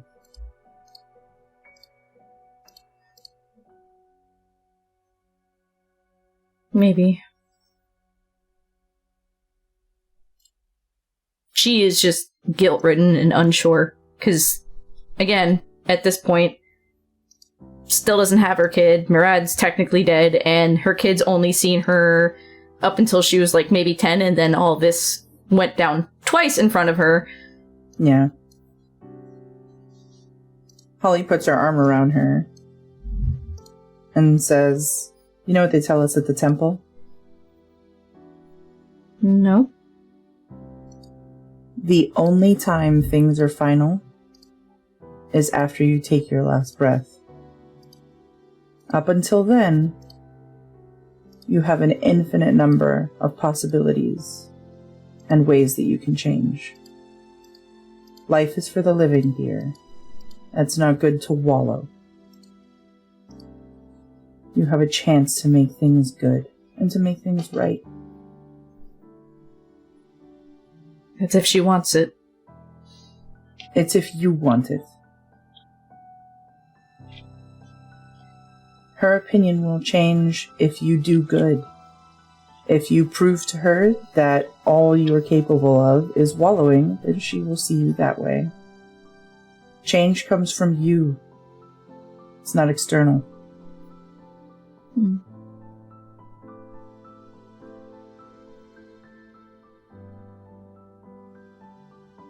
Let's get you fed. All of that's hitting her at once. I'm like, oh god. The pains of hunger. It's like being hungover without actually being hungover. It sucks. Mm-hmm. Right? She's like, "Come on, all I know how to make is eggs and rice. You're having it again. Let's go." Alright, Winry will probably take this opportunity to talk to Zara a little bit, just primarily about the Cling Hex.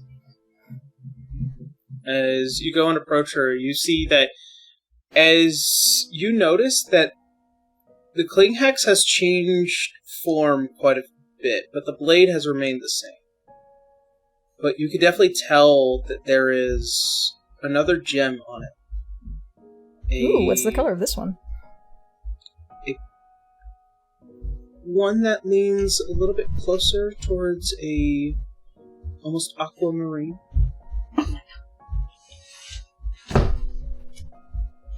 So, Zara, or Cat Kid, how would you prefer I call you right now? At least the second one for now. Alright, Cat Kid. The Cling Hex, right there on your arm. How much do you know about it? I mean, I'm still learning about it myself, but I might be able to impart something. Everything. Winry will blink. Everything. You've learned everything about this? As you see that there's a smile that runs across the face, that there is almost a familiar memory that kind of reaches towards her. Everything. Huh. Winry will look down at her own version, then back to Zara's. Well, that explains a couple things, but I don't suppose you can tell me anything that I might have missed. I mean, right now I've only met the first wielder, and of course, I'm the fourth wielder. Or is it fifth? You would be the fifth. As she goes and kind of reaches towards the gauntlet and rubs over the aquamarine jewel.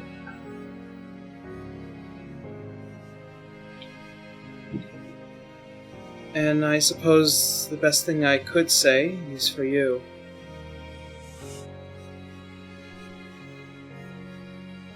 There are ways out. It's just a matter of whether you're willing to take it.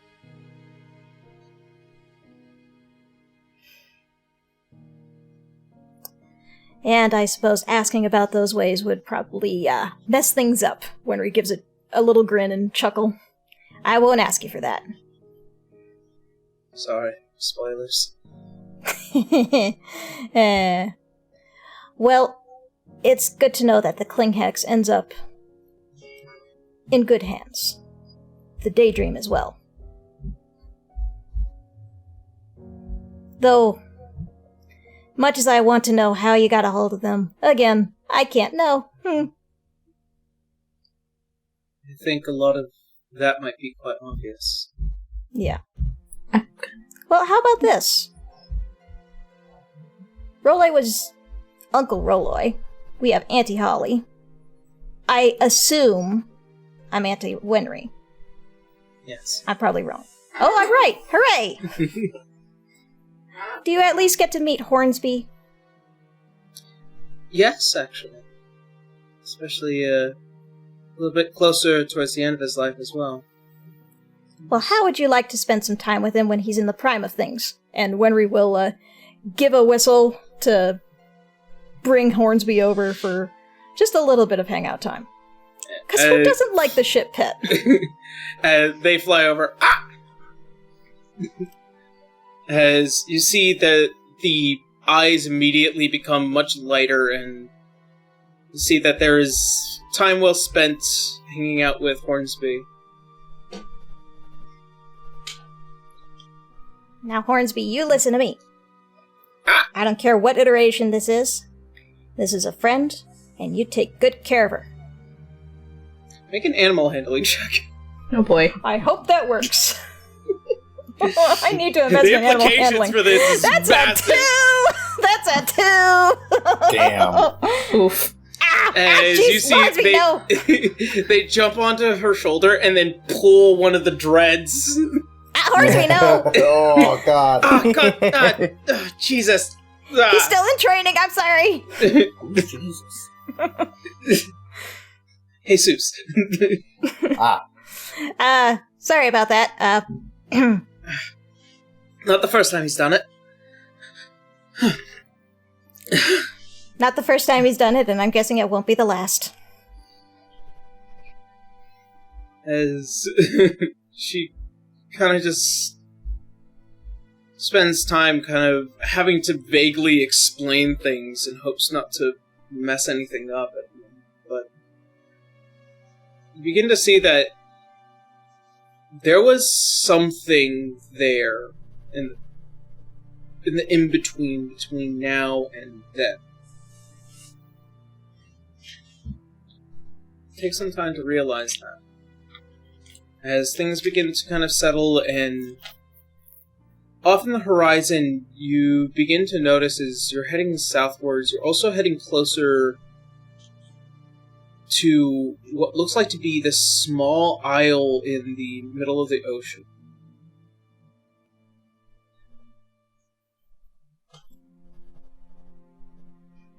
When we will probably refer to her map to see if she can identify this. As looking towards a map, it looks like it's in a small isle that does not have...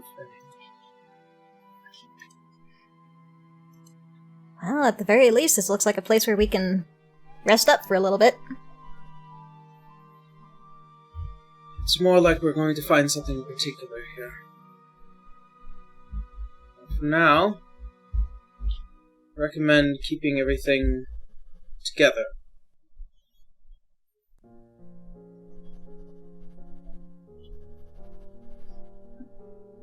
As you all continue to sail for the rest of the day before the evening takes hold and a new night begins. As all of you gather onto the top deck to discuss what will be happening soon, we're going to go ahead and take a quick break, and then we'll be right back.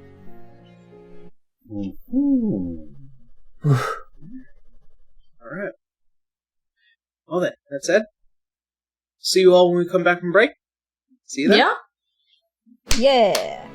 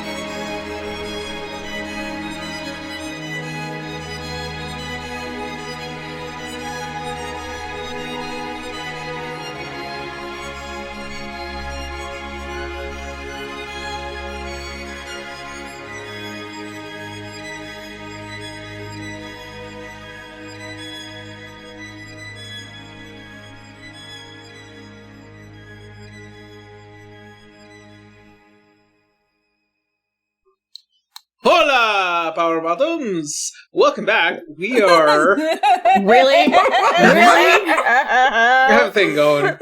Don't worry about it. As we are coming back, let's go ahead and jump back into session.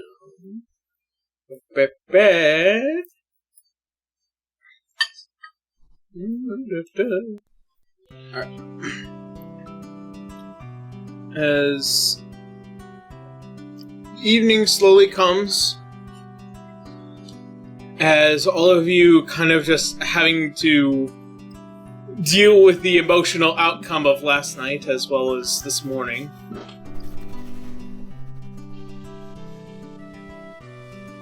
Is there anything else that any of you want to do or talk? Anyone that you want to talk to before begin Just the meeting? Holly, like pep talking, kind of like just go and talk to her. Just do it. She is a whole person. No, there's no talk. It's just a push. It's a push in her direction. Go. Oh my god! It Push. just almost Go. falls on her face. Okay.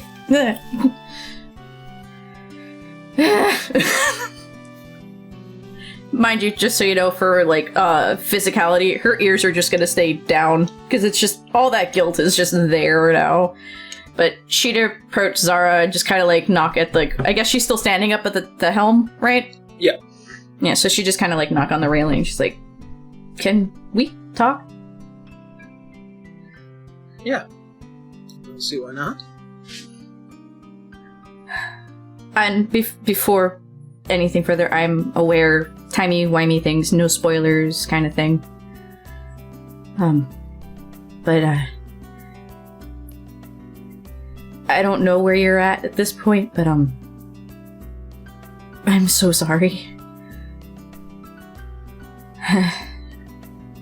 For me, at this point, you're still 12 and... Needless to say, I think you know what's in your own memories. I've had to grip with them. I never wanted to be a monster, especially to you. You're the only reason I'm continuing. And I'm hoping, and I'm not asking for an answer, I'm just hoping this isn't gonna be a permanent damage. Anything. I would hug you, but I don't know if that's something you're okay with or that I even deserve at this point. As you say that, you hear the faint footsteps of boot to wood as you're suddenly embraced all around, as you can kind of just see, like, there is a immense amount of forgiveness in the face. She'd sit there for a second before just... Yeah, she'd just hug her. Not painfully, but tightly, just... Yeah. She's crying, but it's quiet, and I'm trying not to cry too much. God damn it! Aaron!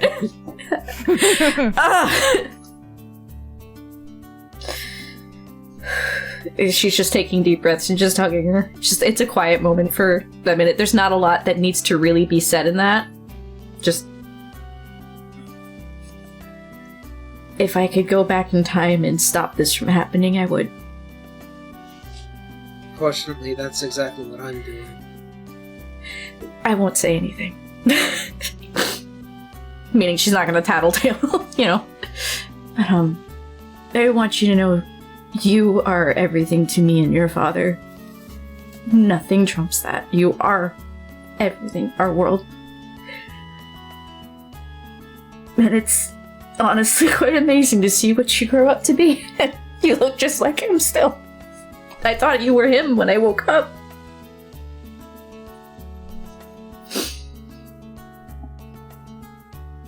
As you see that there is a slight pause on the face before looking at you. I really hope I don't have to be this. Complicated, I'm sure. She's doing her best not to poke at things, because she can tell she's being careful. There are a lot of problems that have changed this world differently. Many of which I worry start exactly with all of you. In this point in time? Around this point in time. I was aiming for a little later in the year, but unfortunately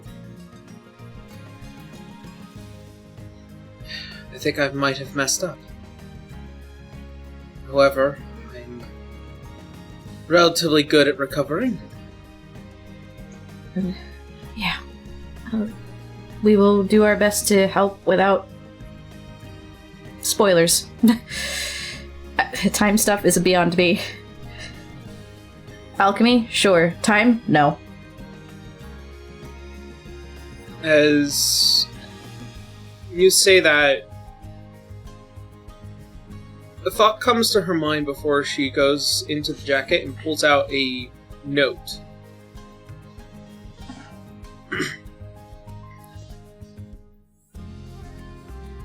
When I am gone, as I am now,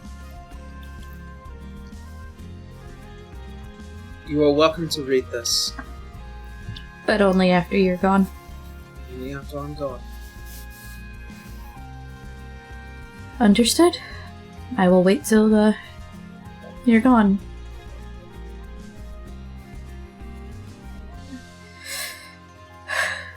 Thank you for giving me some hope. I was really worried that I had permanently ruined everything.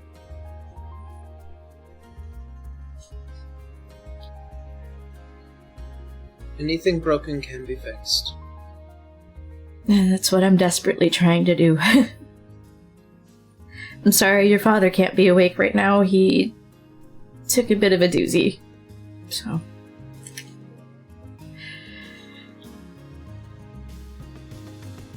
It's probably for the best that he isn't awake right now. I trust your words on that. So, and she, wipes her eye a little bit. So what are we to do, Captain? And there's, a bit of, motherly pride right there. You see as she looks out towards the island, we are going to grab a scroll. And it is going to... It's going to keep Dad alive. Can't say how, but it will. And that's our goal.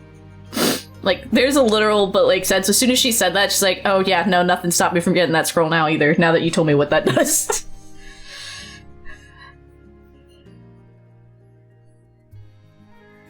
Well then, I suppose I'll explain a little bit more. So go ahead and have everyone gather onto the deck. Alrighty. And she'll look over to where Holly, I guess, had pushed her and just mouths a thank you to her. She gets back a thumbs up. E. Alright. I guess while Rolla and Wenry are coming up to meet with everybody, Wenry just looks at him, so what on earth did she say to you down there? Below deck, it seemed like you took a hell of a beating before even coming up here. Oh, she called me... What did she even say? She called me a nosy know-it-all. Yeah, that works. I called you a nosy know-it-all, for sure. And I used do you the remember worst the rest? kind of magic? Something Yep. along those lines? A nosy Which doesn't make any know-it-all. sense to me. With the worst kind of magic and with the fear of death, you had the audacity to cheat time. Huh. I'm so sorry. No, that's Something that along those fits. lines. Yeah, I think that fits. She got you pretty good. It's true. It's true. A lot of it is true. Although some of it is wrong. You sure about that? Yes.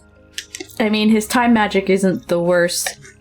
To be honest, it's helped us out. Remember, the strongest kind of magic is time magic. Yeah.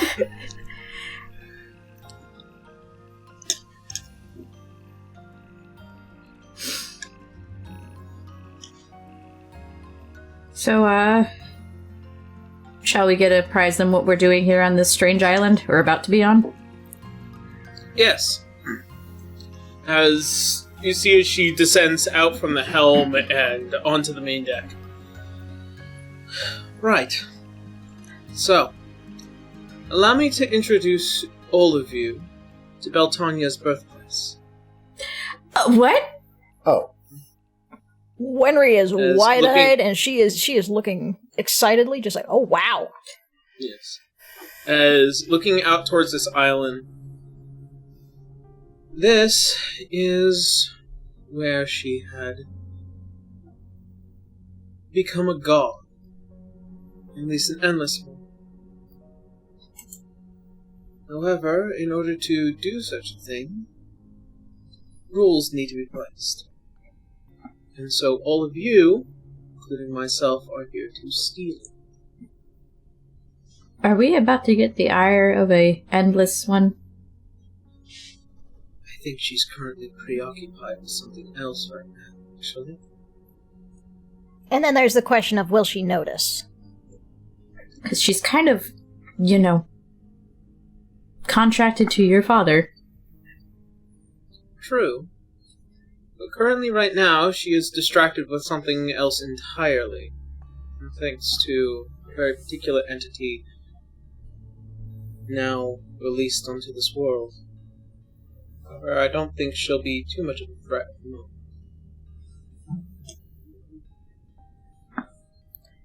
So, this scroll in particular is how you would say how rules are written for gods. And so those rules are understood and applied. They have to take physical form. What we are intending to do is one of the most piratey things anyone could ever do. Steal something. Steal something of power. Mm-hmm.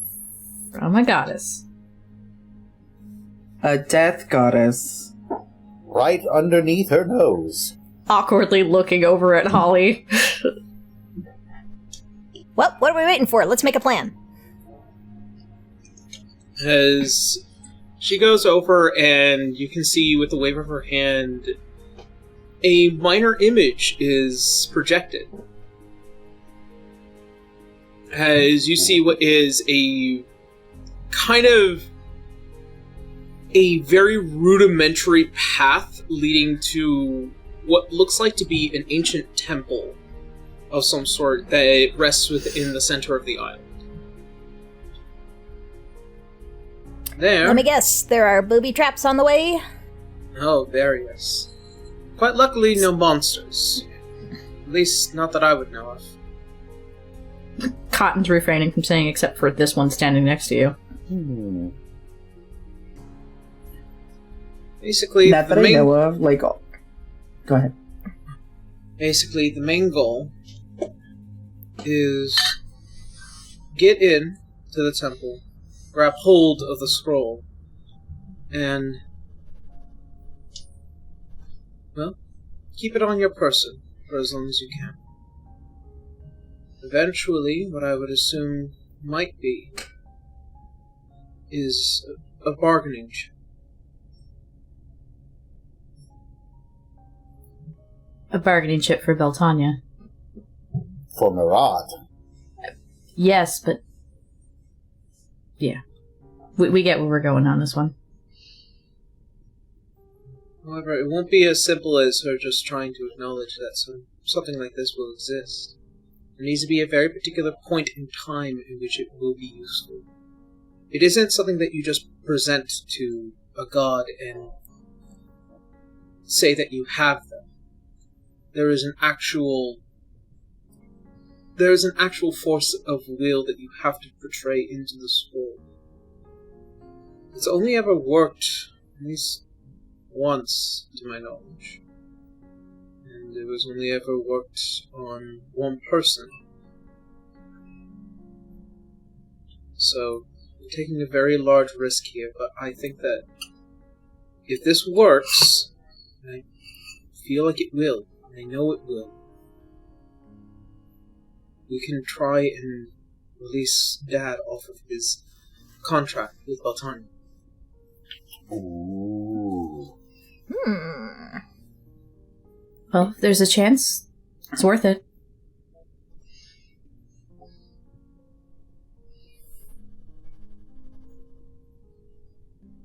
Right. So, are all of you prepared? Probably not, but here we go anyway.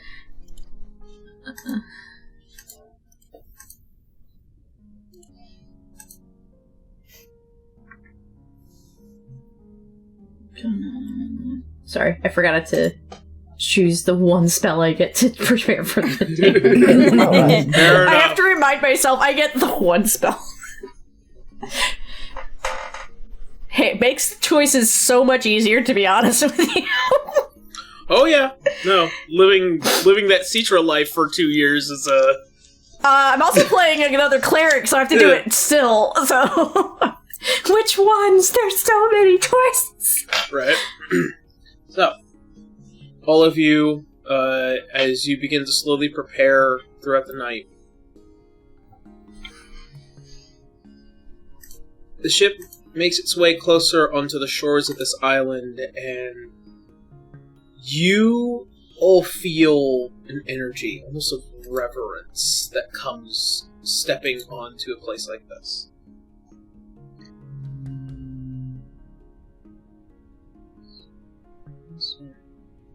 I feel a buzz around this place.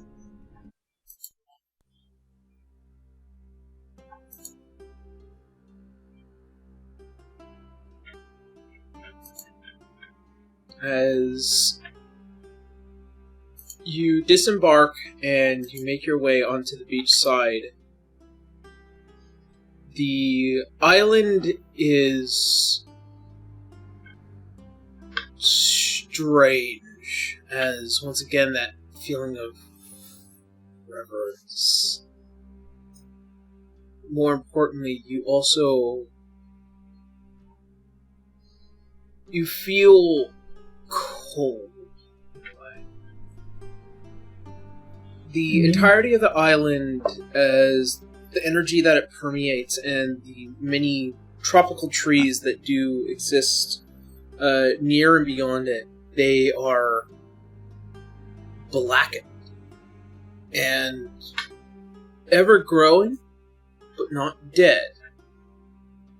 So they look like they would be alive, but they're black in color?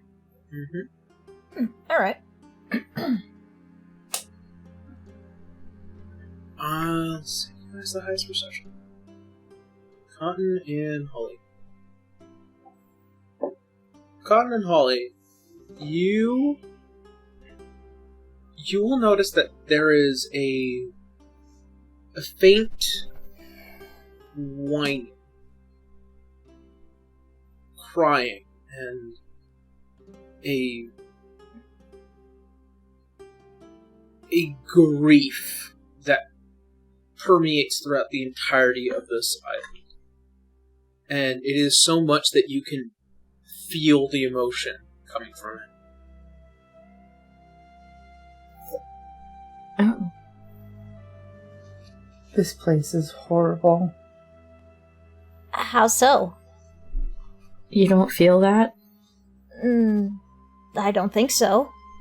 There is a weight of sadness here. It's heavy.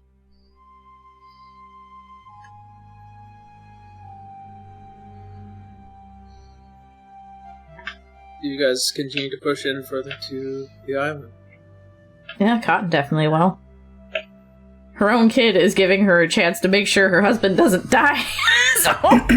Yeah. As If that ain't a sign, I don't know what is. Wenry will try to keep an eye on the underbrush as they're going along. As you all quietly move throughout the island and go ever further inside, you notice that the ground almost feels like tar. And it takes a bit to kind of work your way through it, as your speed is cut in half. Ugh. Gross. I might just clean these boots. Speak for yourself, Reloy, and I have no shoes. True. I that suppose moves. I suppose you got that right. We have to get this But I out of also her have fur. prestidigitation, so I can just, clean this all off. Yeah, save it for the end of traveling through this gunk. Ugh. Don't want to waste all your magic. I mean, I can cast it for free, thankfully. By the way, if everybody's struggling through this, Wenry's probably struggling extra because she's so small.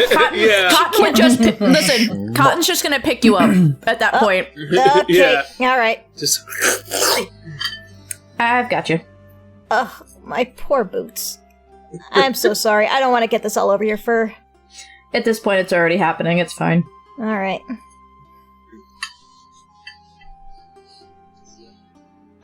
as spending some time within this forest, you slowly start making some headway as you notice what looks like to be that massive temple that she had described from earlier.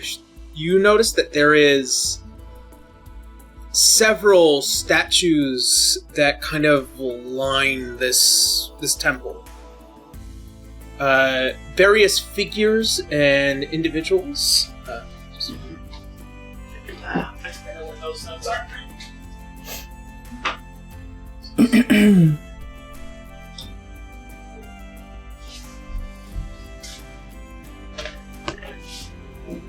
A lot more detail in these notes. As you notice, there are currently about 10 statues that kind of line the outside of this temple, as they all lead up to what looks like to be much bigger and more intricate statues of almost these enhanced forms of these people. One of which is not humanoid by any of the length, however, because one of them looks like a massive bird-like creature.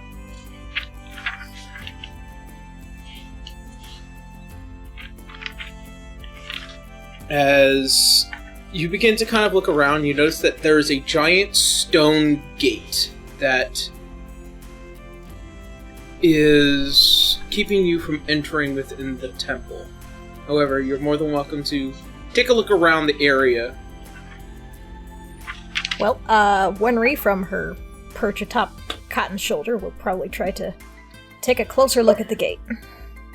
The gate is this massive stonework. From what it looks like, it seems to be nothing by any regular societal means. The gate looks like very rudimentary sandstone. However, there are these large arcane sigils and these massive glass orbs that kind of act as these arcane barriers to the outside world. Wenry will reach out a hand and poke it. No. Cotton would grab your hand like, no. Hey, Wenry's careless now. Yeah, Mom is not. You go to poke it? I don't know. Cotton, are you quick enough to catch me? Yeah, I'm holding you, so probably. You take a step back before I can touch it. Like, what are you doing? Well, I want to find out what kind of magic this is. So you want to set off a trap that's fairly obvious. I don't know if it will set off a trap, but okay, fine.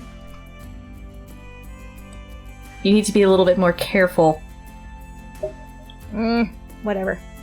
Alright, well, I guess I won't be poking it after all. The mom glare. My United States of whatever. Okay, but can I just, for Zara seeing Cotton be a mom to her aunt? Right. Like, Cotton be a mom to the aunt that's older than everybody? Yeah. it's not an age thing. I know. You begin fine then. You are noticing that Captain Kidd is kind of just looking around at many of the statues and trying to get a good look at them. Each one is very intricately detailed, especially in their design. Can I... Because I only have one spell I can use, really. Can she cast Detect Magic to see if there's anything linking up to it? Sure. Just to kind of get an idea. Cool.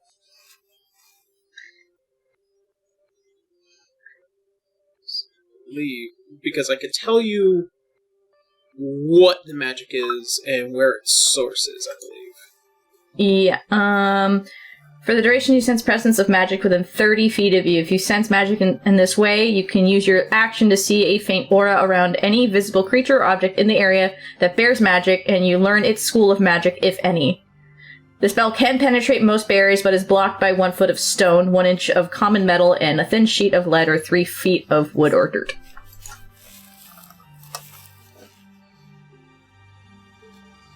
Alright. So, as you go to cast Detect Magic, standing near this door, you are definitely feeling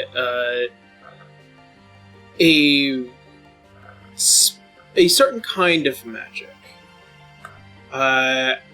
Its school is very close to that of abjuration, but you also get a feeling that there is divinity as well. A celestial energy that comes from the doors. Well, considering that this is a temple to a god, that doesn't surprise her. The thought of God is probably not right. Well, you know what I mean.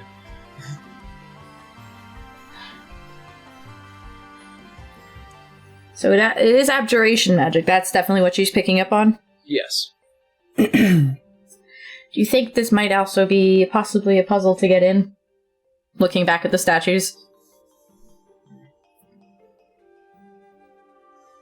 As looking to each statue, there is, as you're kind of just passing through all of them, a faint magic that does come from each statue. Like, she's not gonna touch the door. No, absolutely not. That screams trap. But she will go up to one of the statues and just see what she can see before she even tries to attempt to touch. Well, given Wenry is there, she will be more than happy to help out with investigating.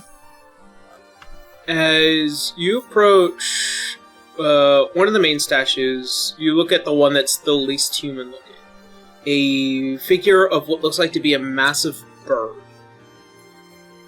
This is the figure, especially with your history check, you would know this to be Imperia, the mother rock and goddess of the Four Winds.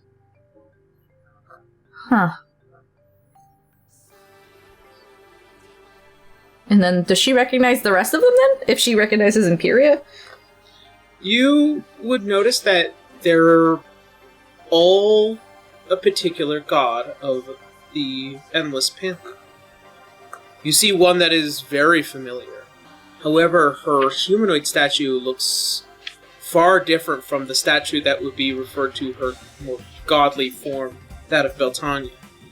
You can see what was once this very simplistic humanoid woman that has a near sadness to it. You walk over to another pair of statues, and these two kind of stand together, and they hold with what looks like to be I suppose what looks like to be this large glass flask, very round bottom with a long neck. These are the gods known as the Brothers. They are the gods of trade and alchemy.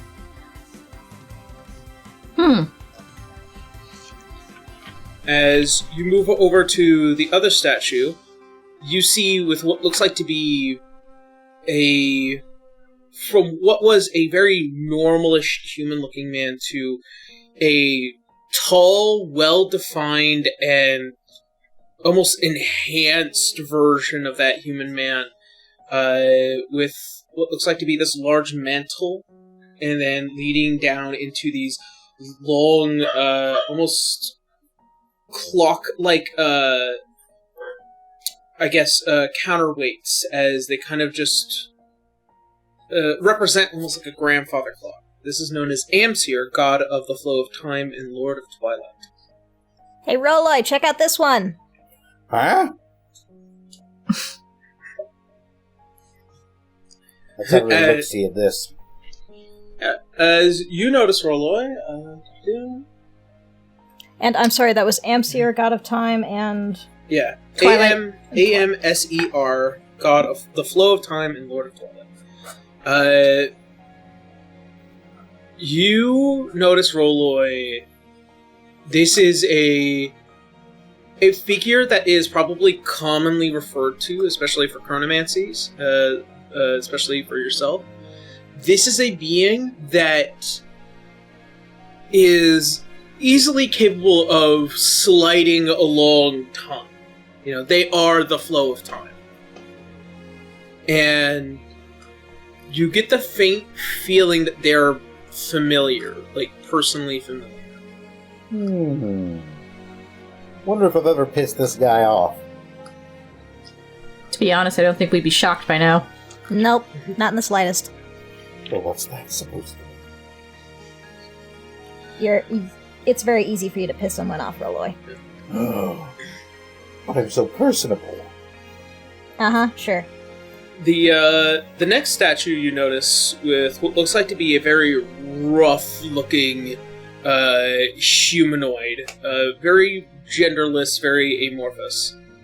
However, as they lead up to their more godly statue, you notice that what is this bloated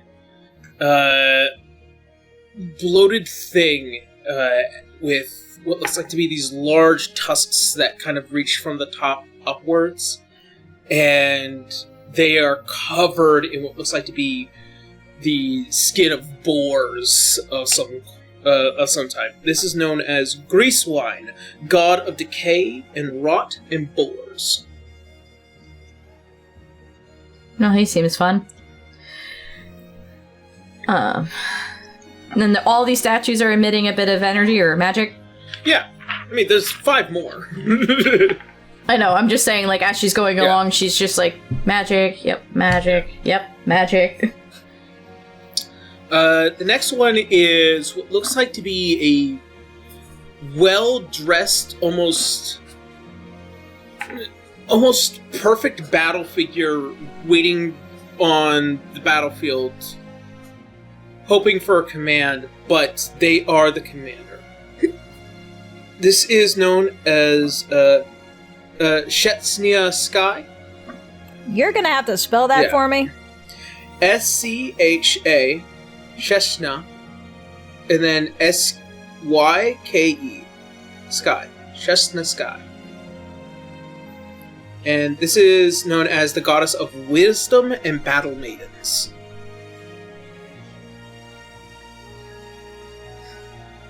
Gosh dang. Why do you spell these names this way, sir? To mess with you. Trust me, I had to say these all out loud too. And then this is Bob. Oh, thank fuck.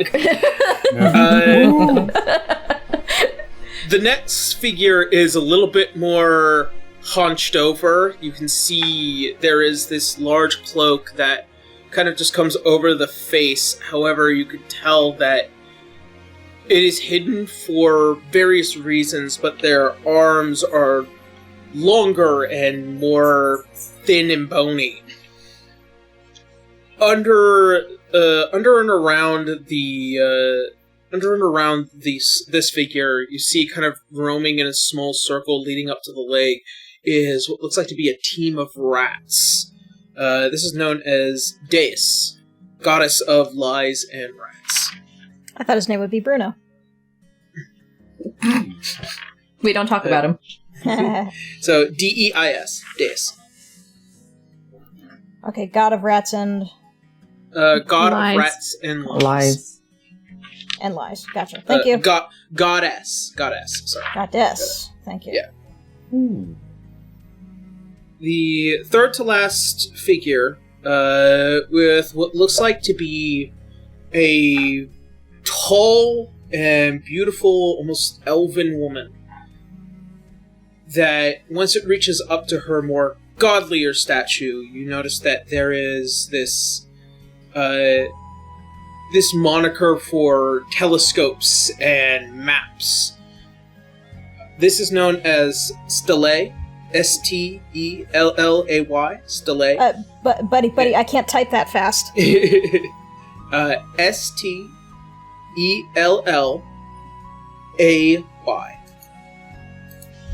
And this is the goddess of the stars and wayfinders. Huh. Rudy would like to see that, I guess. Maybe I should tell him about this when I see him next. The next one looks far more violent. The second to last statue. You can see with what looks like to be a roaring tiefling man who has massive battle scars all along his body and face. As he reaches up to his more godlier form, you notice that the horns have taken more spaces along the head, as what was these once large two horns have now spread out into four larger horns that kind of crown around the face. Their armament looks battle-worn, and the blade that they have in their hand looks jagged and dangerous. This is known as Zabiq, Z-A-B-I-Q-U, Zabiq. This is the god of vengeance and injustice. You know, I feel a kinship with this one. You do? Yeah, just a little bit. And last of the gods, as they stand, kind of in a somewhat shorter stance, as they are dwarven by design. And in their hand, you can see with what looks like to be this large hammer that kind of has these very intricate designs before these beautiful faces on the hammer. As it leads up to a more godlier form, not much has changed, aside from in the other hand with what looks like to be an axe. And as well as what looks like to be a outfit formed of fire, if that makes sense. This is known as Phalanx, P-H-A-L-L-E-N-X, Phalanx, the Ever-Burning. This is the god of forged tools and the ever-burning hearth.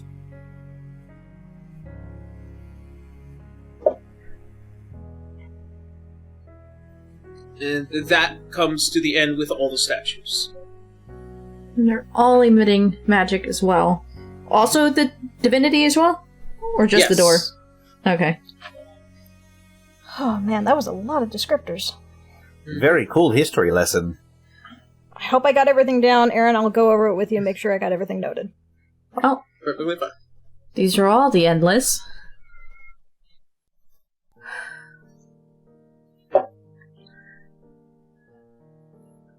Not. Oh, As you see, as Zara kind of like steps over.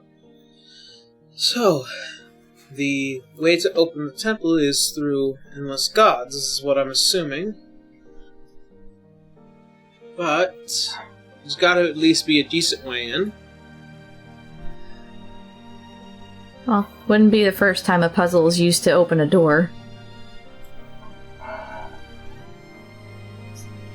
Is there any kind of like, I don't know, like any kind of indents or obvious like maybe scratches along the floor or something to kind of like indicate something has to be done?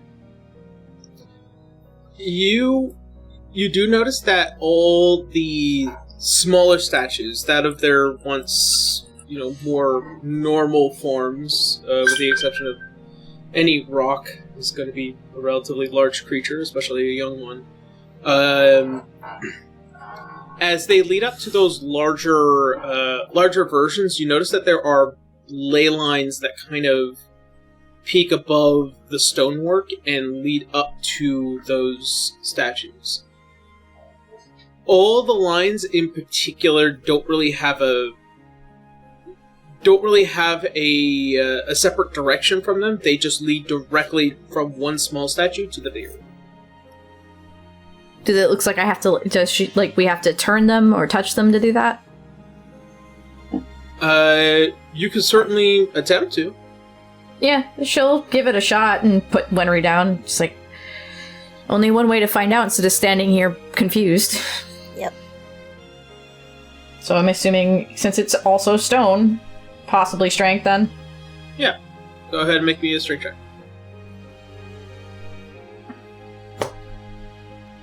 17? 17. As you go and try and move the stone, it doesn't move easy. As you try and lift it, it doesn't just come up. As you try and twist it, it doesn't really have too much give, but you notice that there's a little bit of wiggle to it. And then you try and grab the whole thing. As you pull it, it does follow along the line. Huh. Well, unless someone else is trying to tell me I should not. Well, she's doing what makes sense while trying to be very careful about it. Winry will probably approach another statue, see if there's any kind of rune or marking on it that might match the gate. Make me an investigation check. Okie Yeah. dokie. Investigation. Now that she knows she can move it. Dang it. I mean, as far as a lot of the runes, you notice that many of the names that are kind of carved into these stoneworks are that of the common tongue of the god themselves. You would note that those names just immediately translate to their, more godly figure. However, as for anything else that would give way to, like, a magic or mystery to it, nothing really tells that. The only thing I can think of is that this door is obviously stone, and she'll look at the bird. But they all have ley lines leading to the door? Mm-hmm. Yes. I'm not sure what to really do, because I'm afraid of breaking anything.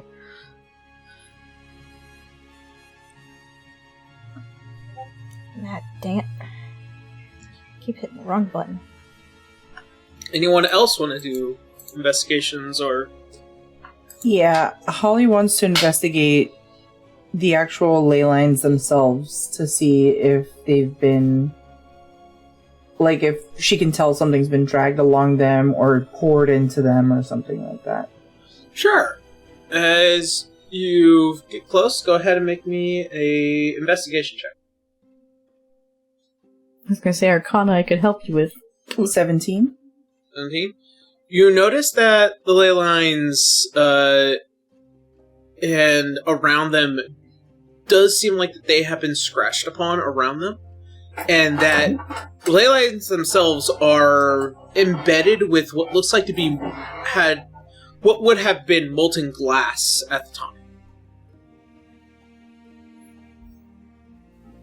Okay. It looks like there used to be glass in these. Molten glass. Does that mean we need to superheat something? I don't know. Like, does it look like the actual smaller statues moved from their spot, or no? Because, like, that's why I'm a little lost with the whole scratches thing. So you were able to move the statue along the ley line, and you were able to push it around on that line. That goes for all the statues. Any attempt to push them, they follow along the line as long as they're pushing in them in their general direction. I mean, unless anyone else has a better idea, but No, we might as well try. Are these sculptures, like, I know we have the smaller sculpture and the larger godly sculpture. My thought is, are these smaller sculptures, like, is there a varying size between them, an extreme amount, or? Yeah, I mean, it is the difference between a medium-sized creature and you're pushing them towards a huge-sized creature. So the statues are... So the ones nearer to the gate are huge. The ones nearer to the outside, those are small. Yes. So I guess we push the little ones.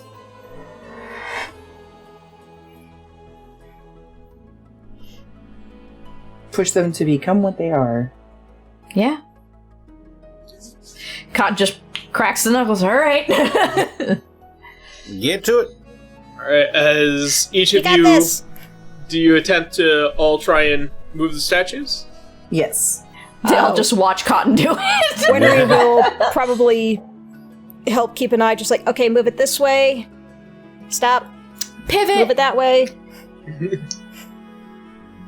As you do try and move all the statues as I'm not gonna have you re-roll every fucking strength check to do so.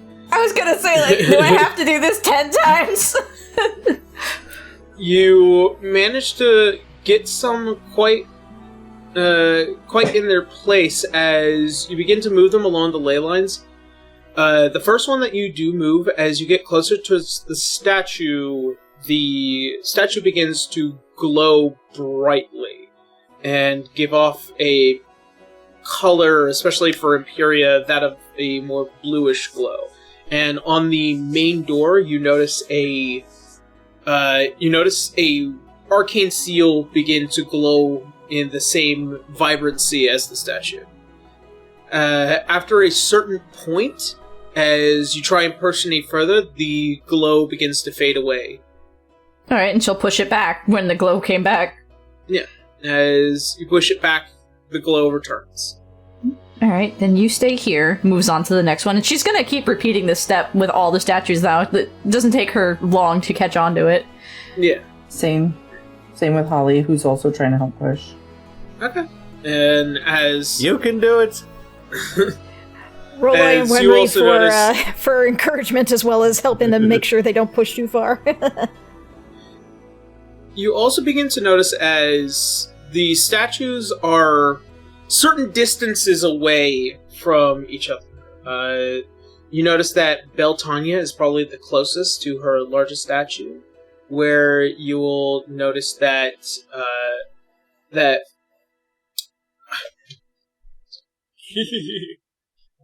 gotta look at the name in order to pronounce it right. Phalanx is the furthest away from his statue. Huh. As each statue begins to glow wildly, and you notice that all the arcane seals begin to surround the door, you hear the faint unlocking, and what is this energy and crack that almost bursts into the island.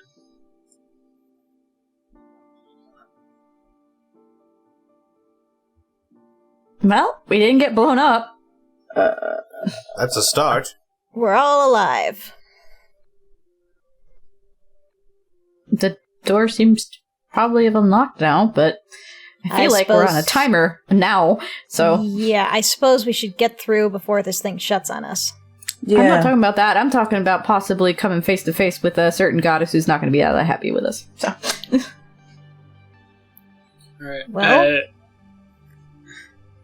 And I think we should quickly move. Yeah. As you see, as Zara quickly rushes towards the door and begins to push with all of her might.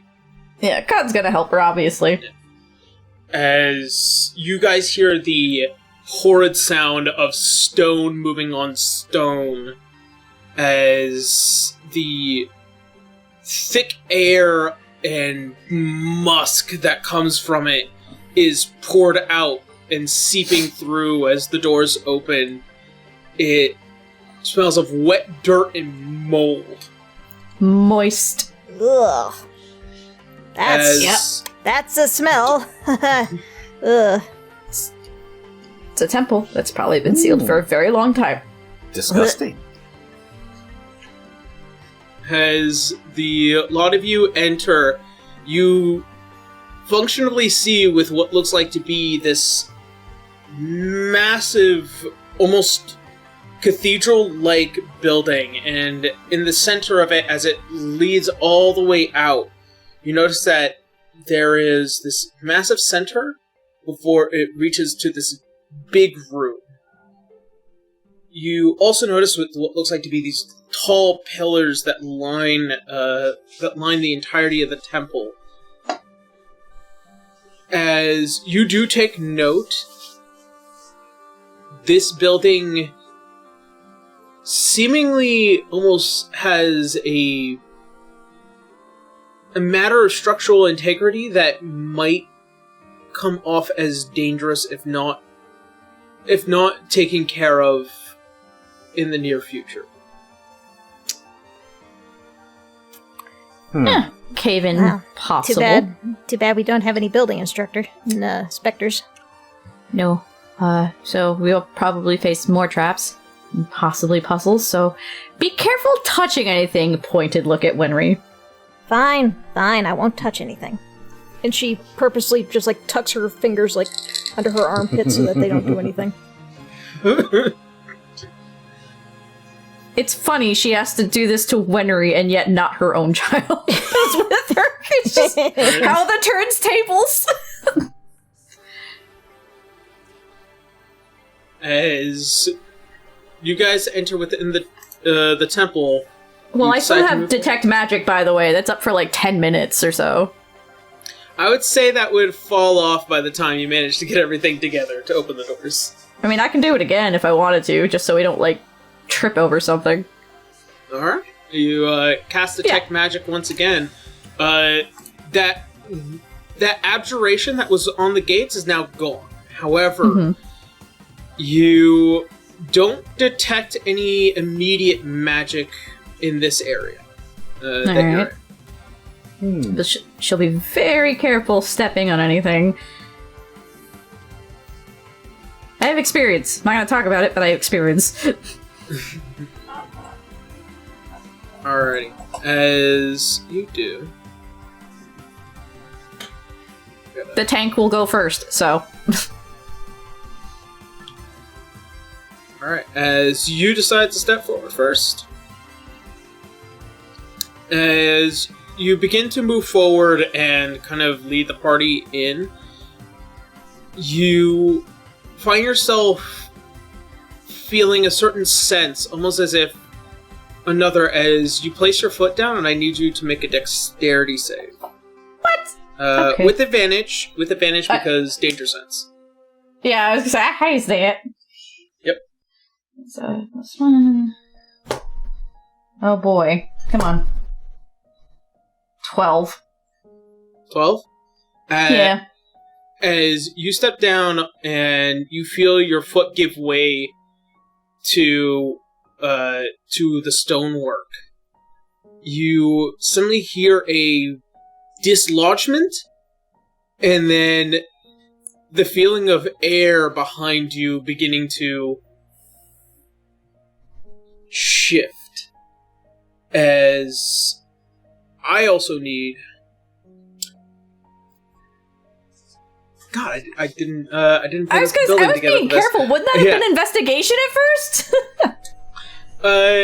This is the introduction for a room full of traps.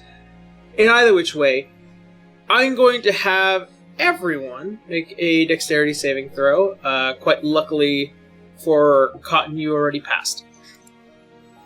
I passed it. Aha! Yeah.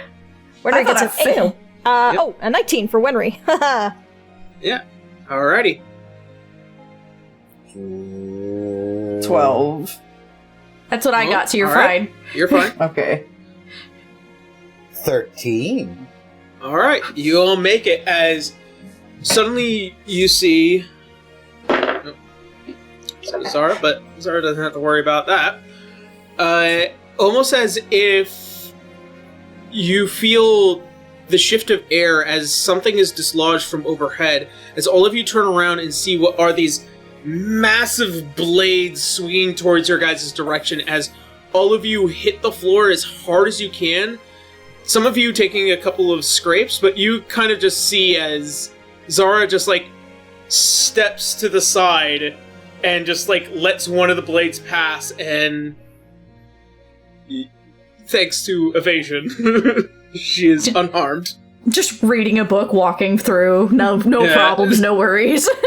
Wenry will probably just army crawl under all as this.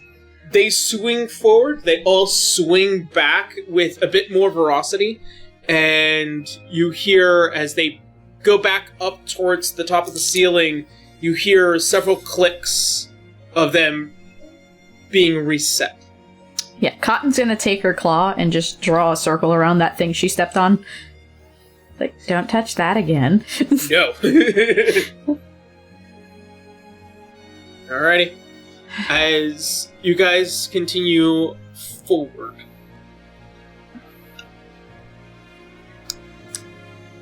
Is it safe to assume Zara took after her dad quite a lot and should probably be helping us with traps?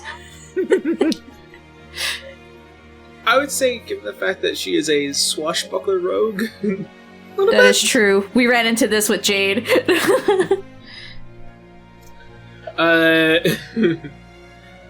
As you all begin to push forward ever more, and you make your way into what looks like to be another section in length. Do you decide to push forward, or do you like to stop and take a look around? Look. We should stop and take a look around. Yeah. Yeah. She's holding onto that detect magic for as long as she can. Everybody stops and looks. Alright. As you all begin to take a look, Cotton and Holly, as far as perception goes, you notice that there are massive holes in each side of the walls. You notice that the tiles for the preceding part of this room have become much bigger and harder to avoid, as they become a little bit more of a larger space to traverse through. If we step on the wrong one of those tiles... Oh, I'm darts, maybe rocks, even harder. Somebody's gonna get shot, yeah. Cries in Citra the day Jay just threw shit out there and I got hit Would with we so be many able to fucking arrows. Would we be able to see any remnants, like on the edges of the holes? Any powder? Cotton's looking any at the soot, floor anything? itself, yeah, to see if there's any indication of like a puzzle to like follow. You do notice that along one of those many tall pillars, there is something drawn, as well as a language actually being written. Unfortunately, there is no direct correlation between the floor tiles and this image, as there's no map kind of given. What's it written in?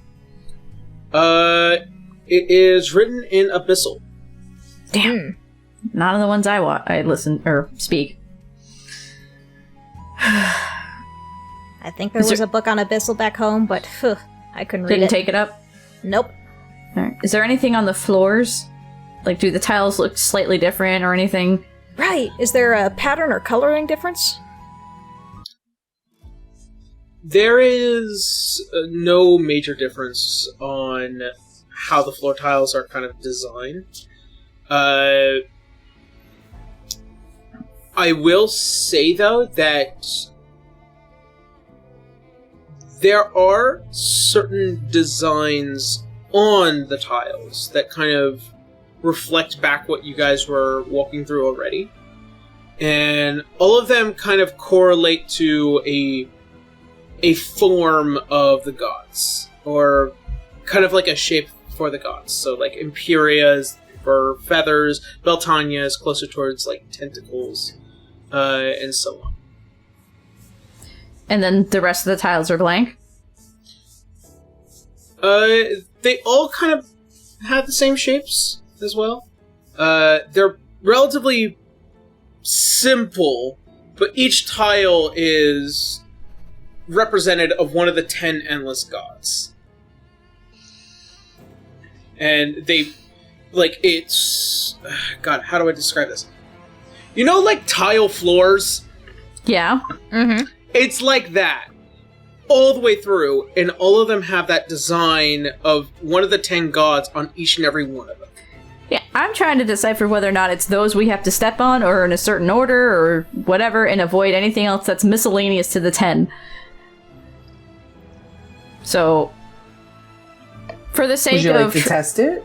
I can, without having to, I guess, maybe fully go on one of them. Like, you know how, like, you're standing at the precipice? She'll, like... Yeah. She'll kind of, like, kneel down and just slap her heavy-ass hand on one of them. On one of the ones that represent one of the gods to see what happens. That way she can just pull her hand back and see what happens. Okay. Which god do you, put your hand on? Yeah, she'll go for the feathers first, I guess. Okay. As you press down on this large tile, it doesn't move, and it seems like a very solid surface. And she'll... one way to find out, and she'll stand on it. Alright. Solid surface. Okay. What's the next few in front of her, then? You notice immediately to your diagonal, with what looks like to be that of the tentacle and sea designs, you notice what looks like to be a flowing sand design on the one in front of you. Like and Sands of then, Time? Yeah. And then Okay. one that is what looks like to be spears.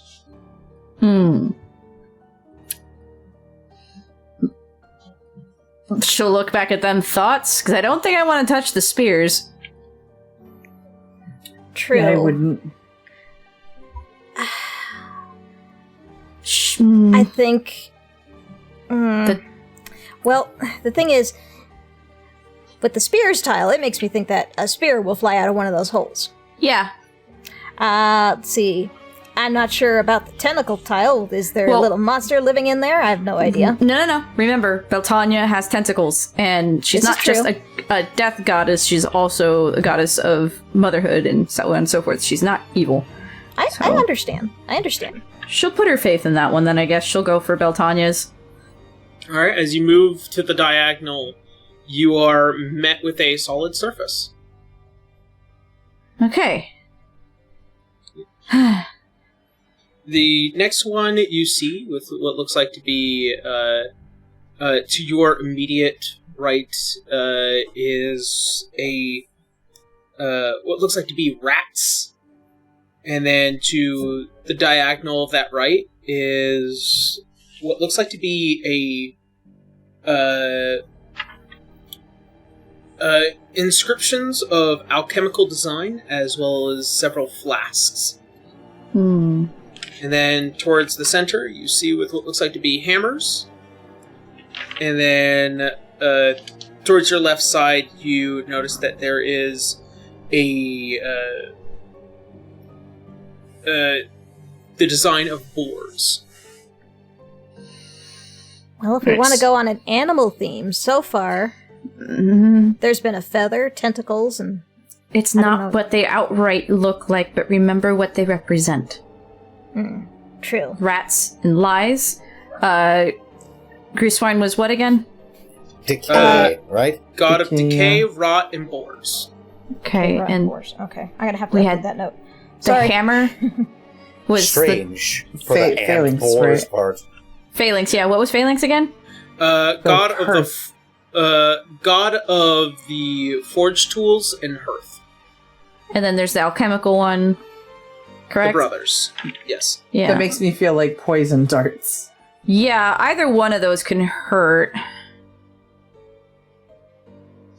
I feel like the hearth is the safest one. Or the... I don't know, the rats, maybe? Well, and Alright, she'll look so- at Holly. You said it yourself. It's better off if I go down and you can heal me better. Okay, you're making me nervous. Yeah, I'm the one out here!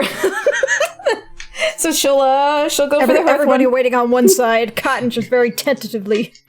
You can do it. He's grabbing dice. Here we go. Yep. Roll me. Ten. You're aiming for the hearth, right? Yep. All right. As you step onto it, it gives away under your foot.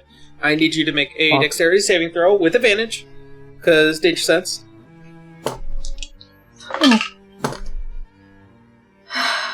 It's not reading again. Hello? Hi. Hi, how are ya? 14, sorry. Stay next to each other. 14. 14. As you are immediately passed by as several long arrows are shot through, and you are basically pierced with a couple, and then several others pass by you as you manage to just cover your face and mostly important organs, as you see that there is a bit of shock and almost trying to bite their tongue, Zara, as you begin to hear another rattle of loading, and then it comes to an end. Ow. Just All plucking right, one out of well- like her thick armor. All right, well, You it's take not the 17 hearth. points of piercing damage, by the way. 17. Ooh. Jesus. Dangerous. All right, well, the hearth doesn't work. I'm sorry, you mentioned that there were 4 different tiles. There was the rats, there was the alchemy. We know the hearth doesn't work. What was the last one? The last one was boars. Was the boars. How are we feeling? Do you want a healing spell? It's okay. Ow. Just breaking off the last one. Is it? It's okay. So is this a trick, or is this going to be... Because she's like... Honestly, she's stuck between the rats and the alchemy. The alchemy feels too straightforward, and the other one seems like a trick.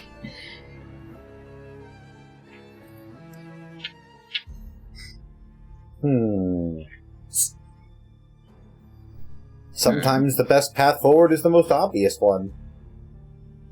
Alright. She'll touch the alchemy one. Here comes acid damage or something. As you step onto the platform with the flasks, it is solid ground. Hey, what I tell ya? I'm As, assuming Zara doing what she did is just more that she's watching her mom get hit. yeah. Winry will reach over and pat her arm, just like, don't worry, your mom's a tough cookie. I know, and that's why I'm worried.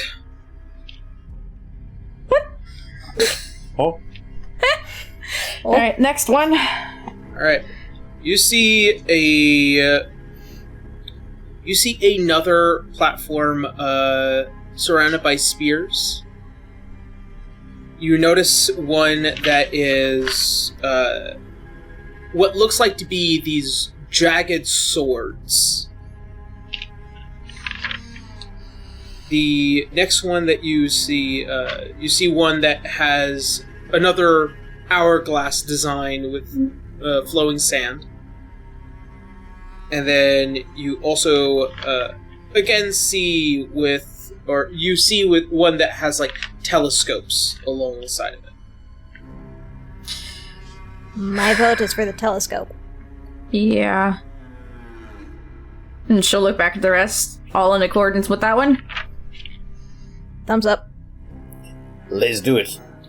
Yeah. Telescope it is. Step onto the telescope. I need you to make a dexterity saving throw. God damn it. Oh boy. Damn it.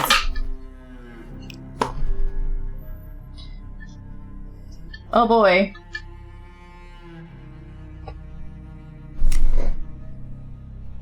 Hello? Hello? Hold on. I got Hi it. there. Where are you? Hi there. Thancred here. 14. 14? This is Thancred. Another 14.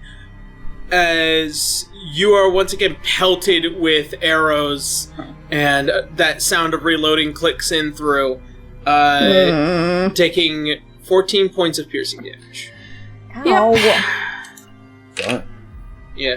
As you step back from the from that platform, and you find yourself on the solid ground of the flasks again. How far off am I to the other end of this? You notice that there is a correlation here. These are what looks like to be a field of 10 big tiles that kind of lead further in.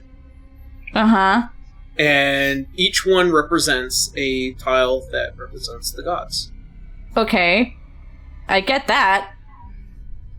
I am not making a connection here as a player, by the way. You are standing at least on the third row out of the 10. Oh, Is this God. supposed to be in we gotta keep order? doing this? Yeah, there's an order to this. Alright, Oh, well... like, What was the order that we made the statues in outside? Yeah. I have them mostly in order in my notes. Do those correspond with what we've done so far? Let me see. Okay, bird statue, statue Beltania. Let's see here. Large glass flask. Okay, so that's so far it's corresponding. Tall human bears mantle with a large clock-like symbol. so sand? Let's give that a try. Okay. And as you move forward onto the sand platform, you touch physical ground. Nothing gives way. Hey, I think we found the pattern. Yeah. As you quickly begin to understand that there is a pattern to the correlation of when the gods begin and when the gods end, you begin to fully understand that each of their symbols does represent some of these gods. As you begin to make your way, you jump to the sands, you jump to the boars, then to the spears that represent the battle maidens, the rats, the telescopes, those jagged swords, and then finally the hammers. Before you now have created a finite path that leads the rest of the party to safety. We're good. Woo. How pulling them out? Holly's gonna cure wounds you. Thanks. Like I said, let the take the damage. She's gonna walk up, give you a pat on the shoulder, and cure wounds you. I'll be alright. For 8. You get 8. Yeah. Okay, I'm sorry. honey. I'm sorry, Aaron. That was the boar, spears, the rats, telescope. I messed up in my messaging. I don't have a symbol for the ninth one. Jagged swords. Thank you. So, like, they look chipped and dinged and probably terrible to be cut with. Yeah. All right, I will update my notes while I'm thinking about it because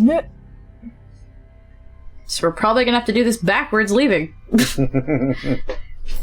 do it all again. Da-da-da. As all of you finally getting past the first major trap, you now find yourself near the center, and you notice that as you walk along, you notice that this is kind of like a staging area.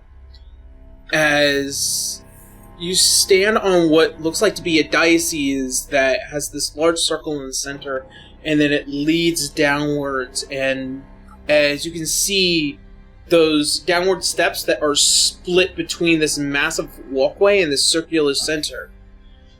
You notice as they step down, there are massive stone pews that look out towards the center. I have a hard time picturing that one. I'm so sorry. Repeat that one more time? It's basically an amphitheater. Yes. Is it? Okay. Yeah, it's basically a circular stage with a long walkway that goes to each side of the building. And then as they go downwards, there are stone pews that line it along the sitting area for the stage. Okay, this one's a little beyond me. Well, I suppose our first mission is just to look around. And Wenry will probably see if there's any symbols on the walls. Holly's gonna inspect the pews, too. Okay. We'll start with Winry. Make me an investigation check. That is a 16. 16. There are various symbols along the back of the pews. All of them are the repeating imagery as you guys had saw on those tiles. They all have the exact correlation. However, every so often you notice that there is one or two pews that have no symbols except for one. Okay. And only 2 pews, or 1 or 2? One or two along this section that you're investigating. Along your investigation, you notice that there's something under one of the pews. Well, I will take a look at it before touching it. From what it looks like, it seems to be this old and dirty book that was left here God knows when. Well, she will very carefully try to reach for it. Alright. And then she's gonna grab it. Alright. You grab it. And in your hand, it's this thick, leathery tome that had been left behind. Inside, it looks like the pages are still almost brand new. Huh. This feels magical. Hey, Reloy? Yep, Could you take a look at this thing? absolutely. Let's see what we're working with. Alright. Roloi, make a... Actually, no, you have a high enough arcana. As you go and look towards the book, and you notice that a lot of the writing and magical symbols seem to be that of an ancient language that would be closer to Celestial. As far as history goes, the language of the Celestials are mostly spoken by those who have either Celestial blood or those who studied into it. Unfortunately, you are not. I can speak Celestial. Anybody speak Heavenish? That would be me. Both of us. Then I suppose Maybe. I should pass this on to one of you, and Wenry will hold I'll the let book it- up. Shall I give it to Holly? I need a moment. Okay. Are you sure? Yeah, I'm good. Okay. Alright, well, then here you are, Holly. Be careful, I don't know how sturdy this thing is. Thank you. Holly, as you begin to read, you take note that these the words that you are reading are not what would be defined as a intended language to tell a story. These are exact and intricate, and they are defined by magic. And somebody had written spells into this book. Any particular spells that I can decipher?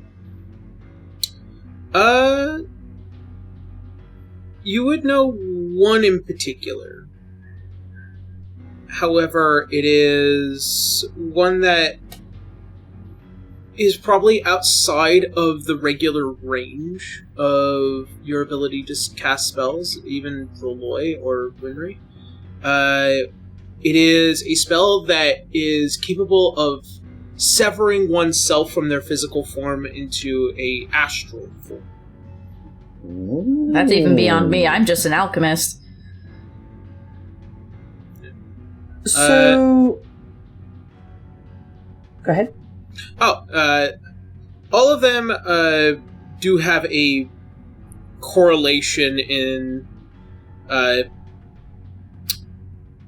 dealing with the astral, if that makes sense, or dealing with worlds beyond.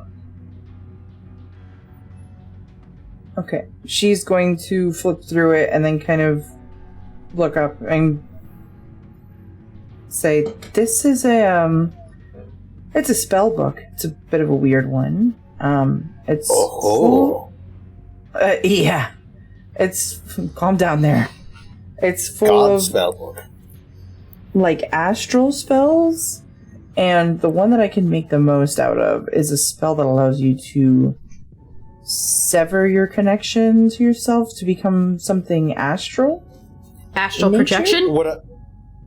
Perhaps. Yeah, would I be able to identify that spell? Yeah, I mean, it is a plausible theory, especially for those of various wizardry, to be able to cast a spell known as astral projection. This allowed some of the most powerfulest wizards and various individuals to exit out through the prime material plane and enter other planes in order to converse with extra planar individuals. I feel Very like powerful. that's there on purpose, but Yeah, it seems like it was left here quite some time ago. I doubt it was forgotten. But this spell is beyond me, so none of Perhaps us. it's a clue, maybe. and we should take it with us. Alright, well, considering you can read it, Holly, I believe it's best to keep it with you for now. Sure. Because Roloy, I know you want to learn all those spells, but until you magically get really good at Celestial. Yeah, I mean, I can't even read it, so... Yeah. I mean, it could definitely be transcribed. Cotton's curious though. She's looking over at Zara like, "Do I ever teach you to speak Celestial?" It's definitely within the one of the many lessons. Long lessons. I know you know Draconic. That's without question.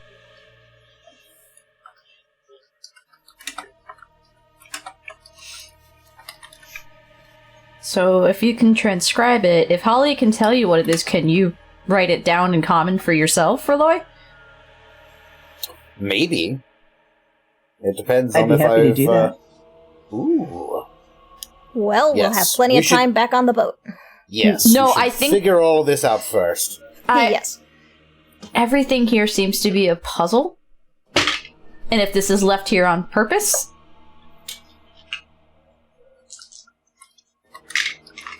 The DM is rolling dice, and it's making me nervous.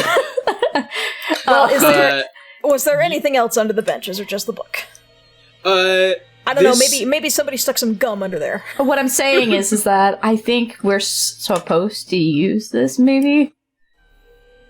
It doesn't... If it makes sense, this book is not placed here deliberately. It was left behind, okay. kind So of it's just Just Oh, as so we just what found a it goodie. was. Yes. Okay. All right. I was like, Hooray! are we gonna somehow have to do astral projection out of nowhere? No, All right. It'll be handy to Live a have later. little. There's a ton of spells in there. For the sake of the argument, Holly, there is about maybe 4 or 5 spells in there. Not all of them are easily transcribed just yet, but over time, they'll become more aware. It's just the one that is the most prominent is the one that's the most powerful. Okay. So putting that away for Okay. now, then we got to figure out this puzzle. Still.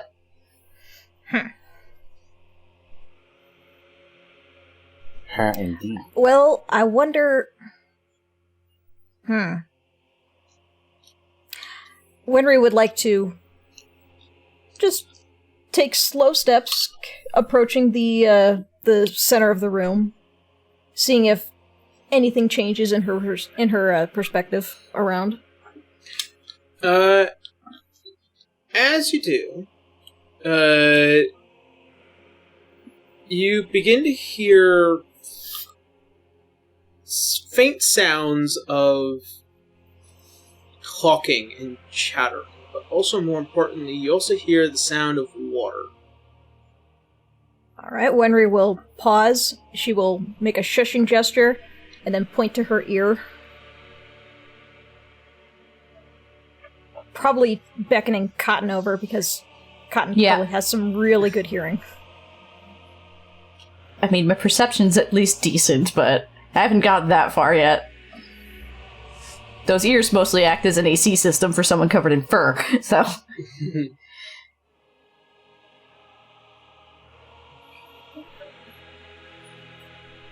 That in a minute. As you both try and listen in, make me a perception check. Both of us? Okay. Alright. Perception check. Alright. Plus I got a 3. solid 16. Okay. We're gonna go with your 16. See, once I'm not attacking you guys, my rolls are absolute garbage. You take note that the various voices kind of echo almost like prayers. Alright, well, it sounds like they're praying, but I can't totally make out exactly what it is.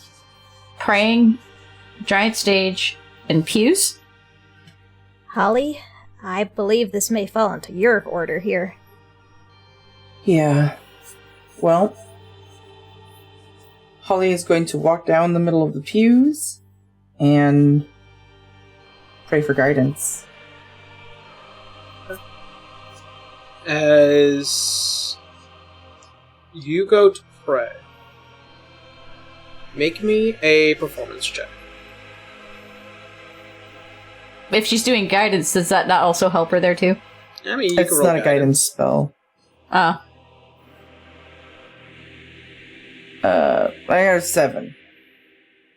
You go to pray, and suddenly you are met with various voices, almost as if haranguing you.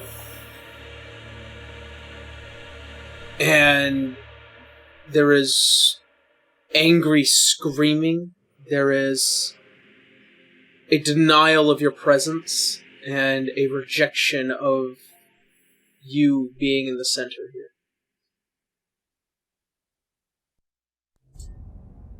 She is going to reach back and grab the mask on her belt and Okay. put it on to see if that helps. As you put on the mask, Uh-oh. you feel an energy as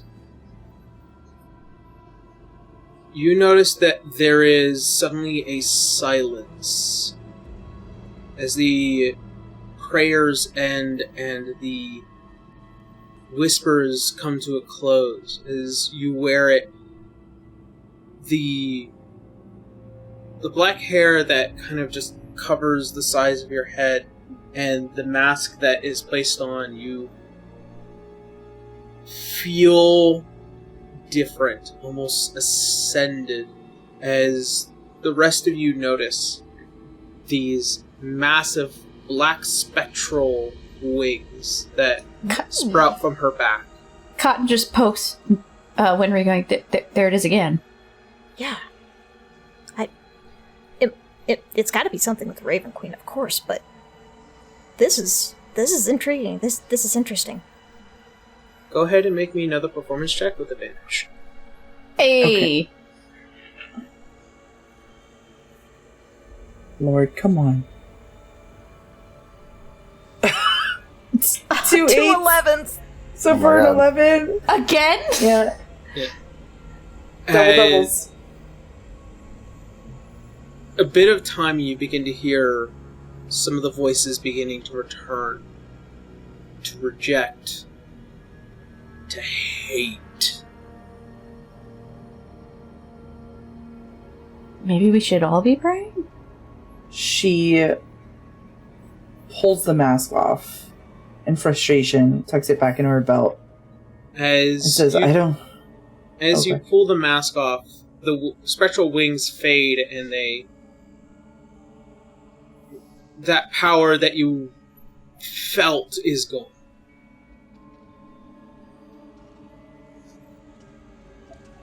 She turns to the group and says, I don't think the presence of the Raven Queen is welcome here.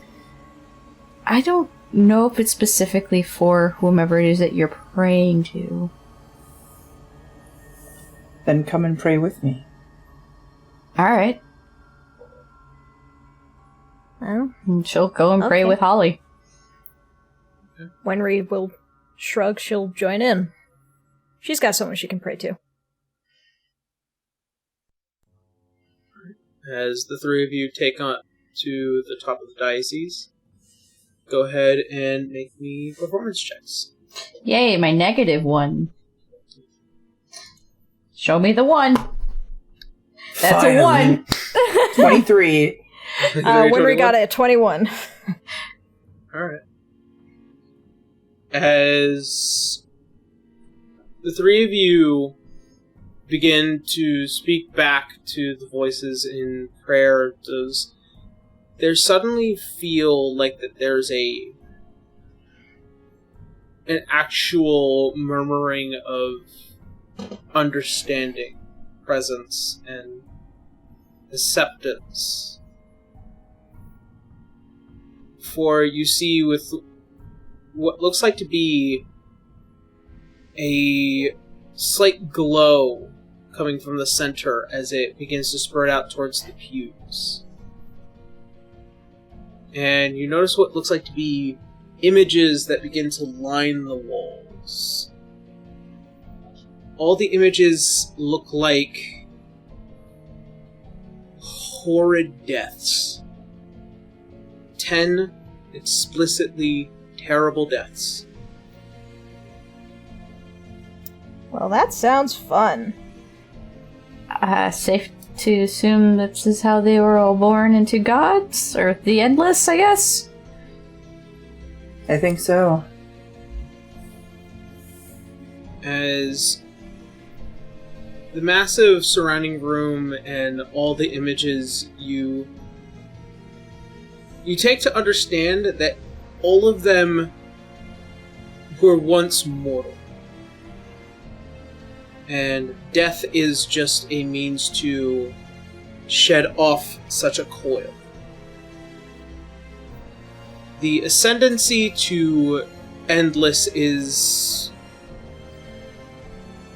a unique circumstance because they are all born out of sadness. A feeling that you had felt when you had entered the island.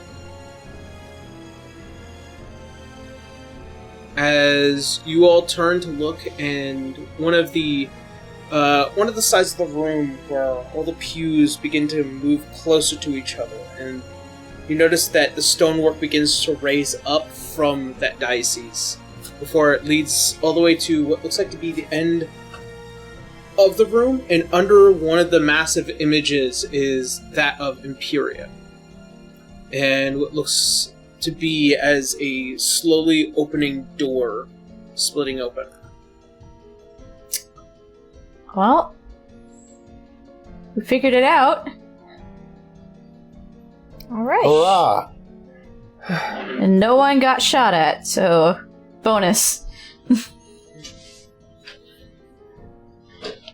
Oh no. As you all begin to walk and make your way into the next stage, as you see with what looks like to be a massive room full of gold and treasures.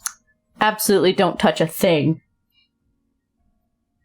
In this room, you notice these massive piles of gold that span up towards the walls. You see the entirety of the floors covered in gems and golds and various magical objects that almost draws you all in. Fenrir will go back to tucking her hands under her armpits. I'm not touching anything. Thank you. If These this is feel like offerings. or a trap, is we're here for a scroll, not this. Oh no, are we supposed to make an offering? We're poor. And I used all my diamonds to help Murad, so... I mean, yeah, I don't have any money on me either. I've got a bit.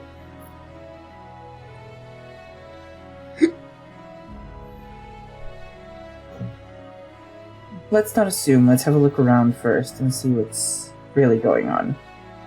Yeah. Do we see any scroll specifically, or is it just gems and stuff? You see there is gems, magical items, lost relics, various treasures from across the world of Earthseeheim here. All of you are welcome to make an investigation check to get a broader scope of what's happening here. Sure. Okay, investigation. Investigation. 13. Yeah, Winry got a 5. Okay. She's I just got got her, 12. she's just got her eyes shut, just like, nope, I can't be tempted if I'm not looking at it. What was that, Connor? 12. 13 was the highest? Ugh.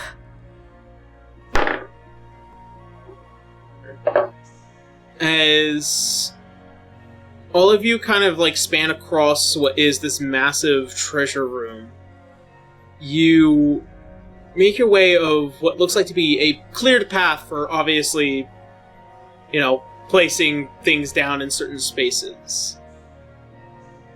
Cotton, Yeah. you notice in one of your investigations a rather sizable flask is embedded in one of the piles of gold. Inside, what looks like to be this glowing goldish liquid that has something that draws you to it. And along the top of the flask, you notice what looks like to be the design of the brothers' symbol. Yeah. As interesting as that is, it's not what we're here for. Nope, not today. The alchemist in her's like, but no. Shiny! Holly, as you look around in your investigation,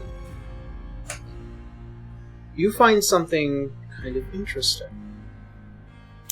You find what looks like to be this large scythe-like weapon made out of what looks like to be an infusion of adamantine and gold.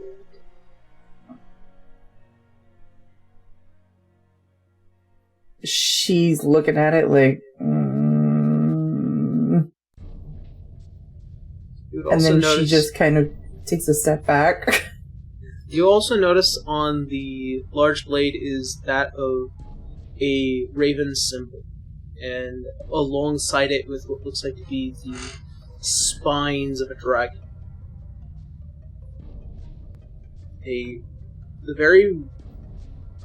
This is probably the first time that you've ever seen that the Raven Queen symbol has ever been adjusted in this way. She does lean in to get a closer look, not touching it, but kind of like looks over all the details of it. You kind of lean over closer. I need you to make me a dexterity check, please. Ugh.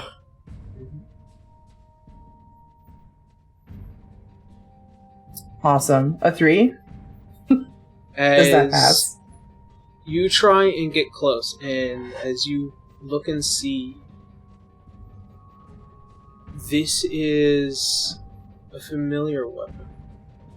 Something from a recent vision had given way to the image of this thing. This is a weapon during the War of Favelmark, wielded by what could have been Malthazard.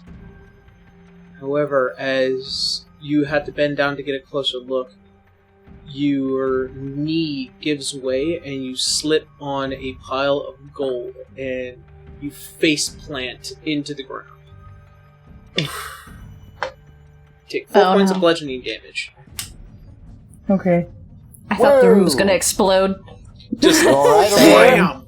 We all just hold stock still, just like, Holly, you okay? Yeah, a giant pile of gold just sloshes over. I'm apparently getting old and my knee gave out. I've never felt like that before.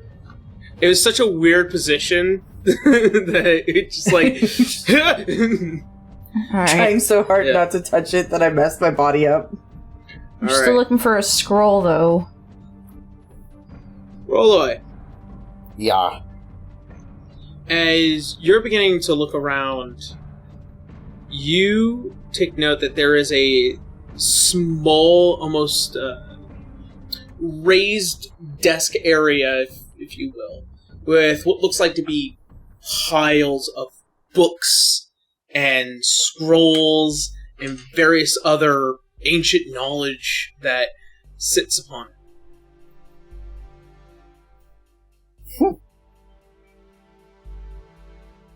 I will walk up to the desk and I'll see if I can find some titles of these books. Make me... actually, what is your investigation? Investigation is... 17. 17, passively. Yeah. You go through many of these books, like, as you're trying to find titles and stuff like that. However, these are all tomes. They don't really carry a title on top of them. Some of the scrolls and books do have symbols, if you will. You see some that of the knowing,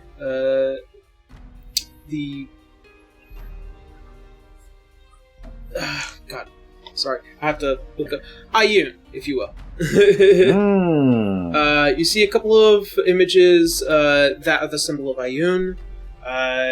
You also notice one book in particular, this very heavy-set tome, and its pages are a little familiar as they kind of look like the same material or the same visage of the ship.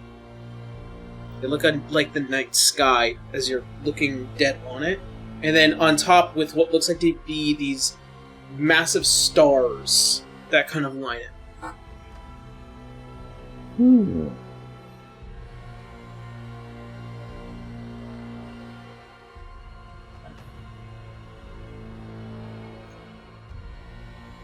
Interesting.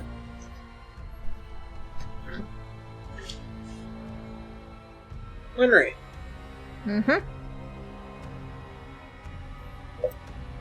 There are various items, and all things that glitter right now is like gold, and deep down that draconic bloodline. God, you wish this was your horde. Oh, I wish it was mine, but it's not mine, it's not mine, it's not mine. Don't take anything, it's not mine. As you begin to walk, you see with what looks like to be this glorious staff. A very thin, almost goldish-looking staff that kind of stretches out and then has this bit of a flared end at the top. And it just emanates power. Don't touch it, don't touch it, don't touch it. If I touch it, I'm probably gonna kill everybody. If you touch it, I'll ground you. I don't want to be grounded. Not on my own ship. Let me ask you something. Do you really want it? Do you really, really, really want it? There's that draconic itch in the back of her mind that she is going to have to try very hard to suppress. Wenry, mind for to pick you up? For the sake of the Please? argument. For the sake of the argument, make me a wisdom check. Oh boy. Oh, If she boy. said please, Cotton, we'll pick her up. That's a 6. Yeah, picking you up. Unfortunately, you're on the other side of the room. Because I didn't know where anyone was, to be honest with you. Everyone's We kind all of split spread out. off into Okay. your own investigation.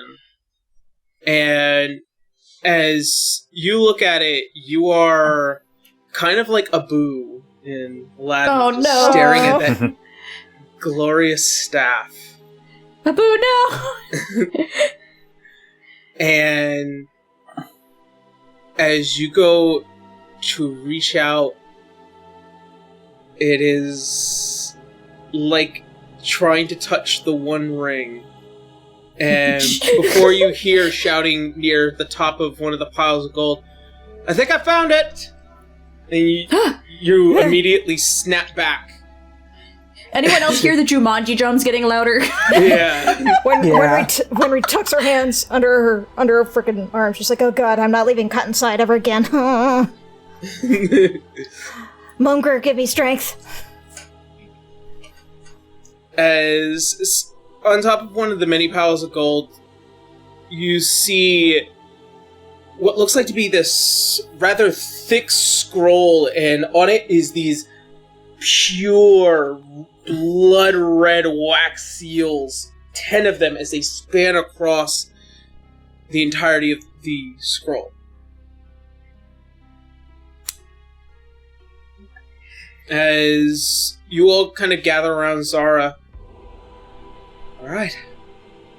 How much you want to bet that's also a trap? Or trapped? I imagine everything is a trap in a place like this. Yeah, getting out of here is probably not going to be as easy as just pick it up and go. Well, I imagine the first option is grab it and run. Does anyone have a sack that we can fill with gold to stick in its place? Or an offering. I mean, I So. have some gold. I don't know if it's a sack. I have 100. I have... Wenry will probably fish around in her wallet. I got 78. I've got a book.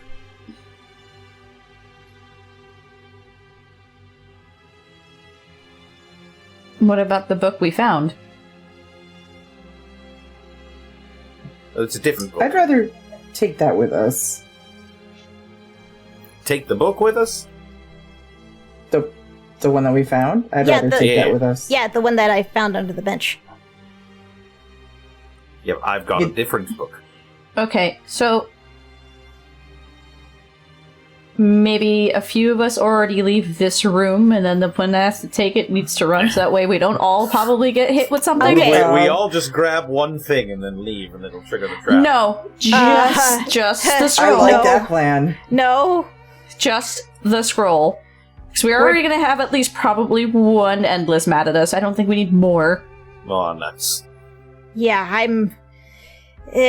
I'm not feeling so great in this room here. She will probably be eyeing another golden item. Oh, very well, very well. Babs! No! I'm trying not to. Just everything's Let's so just take shiny. the scroll and run. Well, I don't know who's fastest, but... Magic. Your father's gonna kill us. Do we even know this is the right one? Well, does anything else in here look like it could be related to the 10 gods? I mean, it's a scroll with 10 seals on it. I guess, yeah. I just don't want to open it and find out it's like a recipe for a peanut butter sandwich or something. Listen, if it's wrapped up like that, it's a damn good peanut butter sandwich. Alright. Peanut butter sandwich of the gods. Is there anything else around it that looks like it would... Aaron, you gonna be okay? I think Malloy's gonna be the death of you.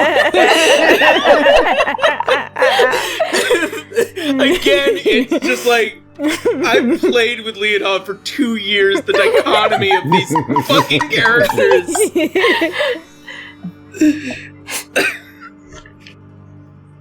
Continue. Is there anything else around it that might seem like otherwise, like, it might be that scroll, or is it just, it's this? There are various items within this room that bear the mark and symbols of any of the gods or treasures. Hell, there are gold pieces that are probably from an age that has long passed. However, this is the only one with symbols on it, all of them? Yeah. This is the one that is extremely unique. Unless Zara has another idea, I think it's grab and run.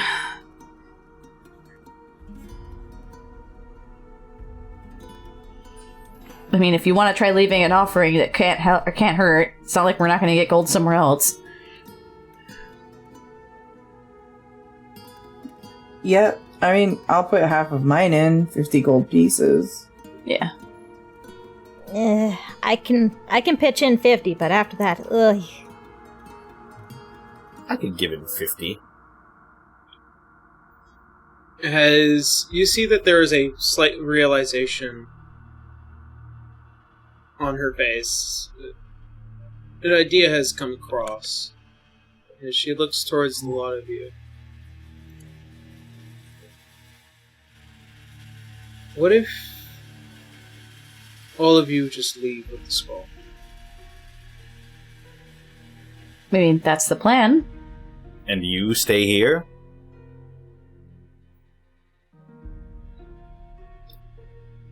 I mean, I'm not exactly sure if it will matter. By the time all of you leave, I probably won't be here anyways.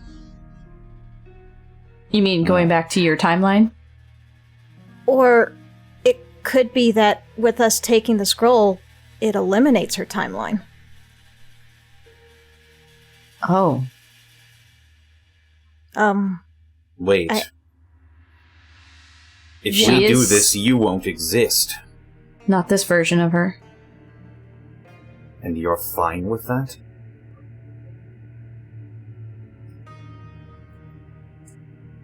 As you see, she goes and kind of just sits on the pile for a bit and like looks towards the lot of you.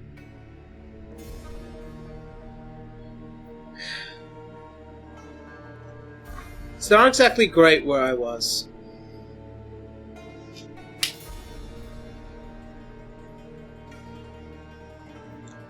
To be honest, I don't know what's going to happen as soon as we leave this room.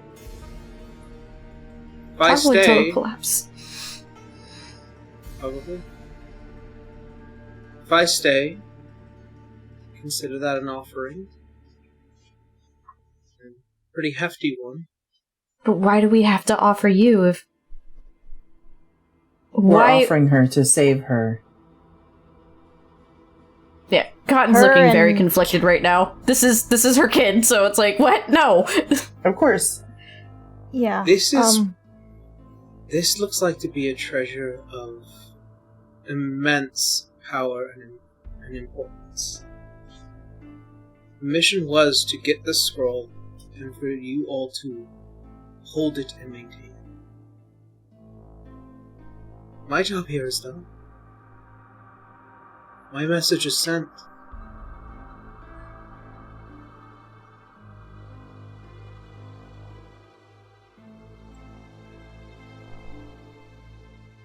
But Cotton, does it... I think it's up to you, Cotton. No, it's not up to me. Well, I mean, if you want to say anything. But if us grabbing it is going to make this whole place collapse anyway, then why would you have to stay and probably deal with the pain of this collapsing on you? We don't know what will happen once you walk past that door. All the more reasons to why would you have to stay in here?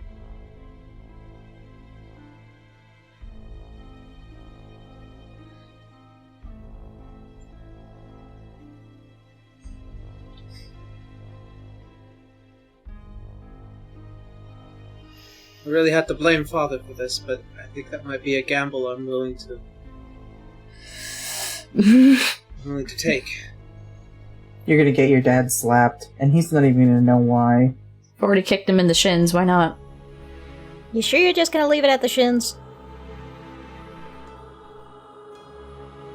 Venry, you've seen my hands. Besides, I come bearing 2 other magnificent treasures to leave behind. I don't imagine that's a price unworthy to gods. Roy sort of scratches his chin. That would mean that 2 identical magical items exist in the same timeline. Or, once I'm gone, they won't.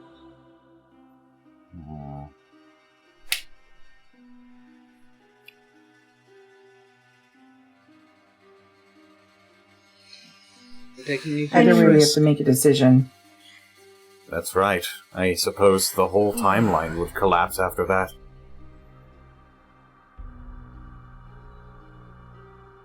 I'm assuming it would have to, or you're gonna have a paradox situation.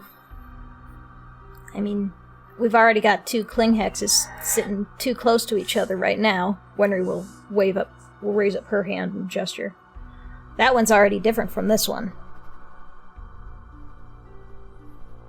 And I don't know how different the daydream is, but... You knew this would probably have to go this way, and you didn't tell me on purpose.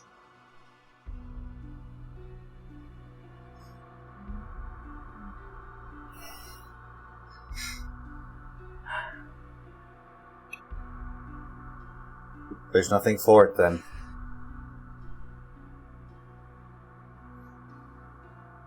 Cotton's being made to walk away from her kid again!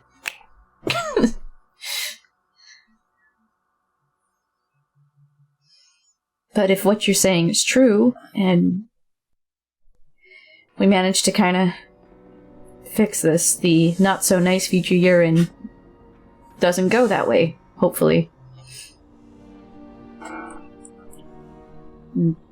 Your dad has a chance at living.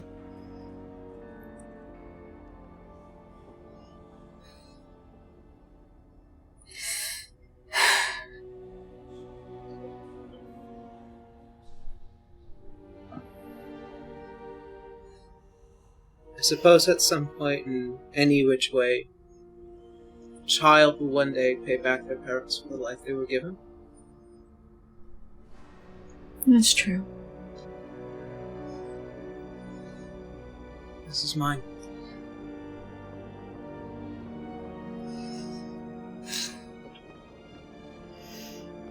There's not much else she can say, but she just kind of, like, gives her a hug anyway. Because she's realized she's made up her mind anyway. She's not going to talk her out of it. You're as stubborn as your dad, you know that? At least as I am now. Yeah.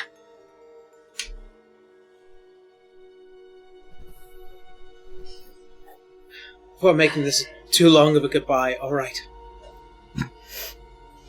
Alright. Go. Yep. Here, I'll take the scroll. At least if I have my hands on this, I won't grab anything else on the way out. I think it would be safest in your bag of holding. Yep. Rolite, Holly, somebody, can you help me hold this thing open? Yeah. Yeah, as you go and pull open the bag of holding, as carefully as you dislodge this large scroll and you place it within. Go ahead and add to your inventory. Scroll of the Endless. Scroll of the Endless. Hold on, I'm looking for it. It's not an actual item. I know. I thought it was a custom. I thought it was a custom item for you, so I'll just make a placeholder for now. Okay.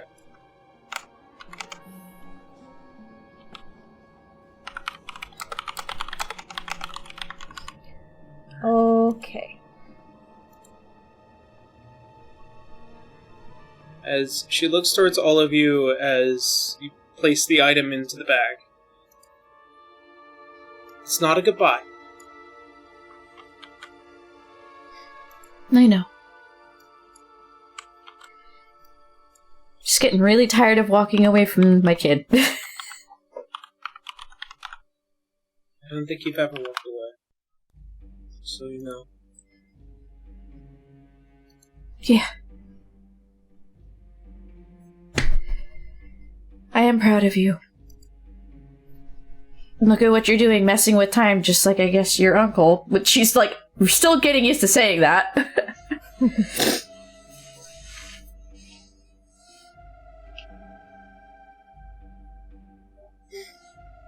As you see, she kind of resting on that pile. See as all of you begin to slowly shuffle away. Roy will stay back for just a brief moment. Okay. Cottons has to move away or she won't leave.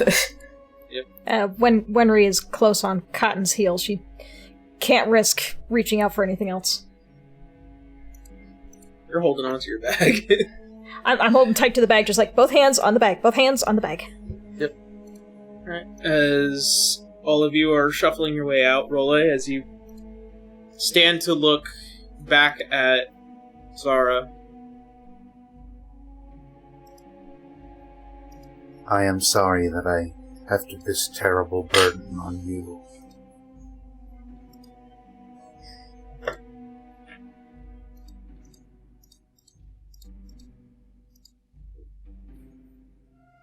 This isn't a terrible burden. It was a choice that even you wanted me to not take. I was quite adamant about it. You trusted me with the past, so that way I can help you with your future. I'm not sure what this action will encompass, but you. You will survive. No matter the hardships, no matter the pain, no matter the distance. Shockingly, that doesn't comfort me as much as I thought it would. Still, I will make the most of what you've shown and given to us. One last thing. My sister, Phoebe. Did you ever meet her? Make a persuasion check. Persuasion.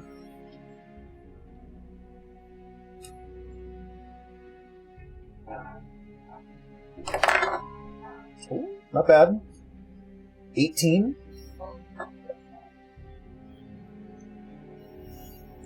Yes.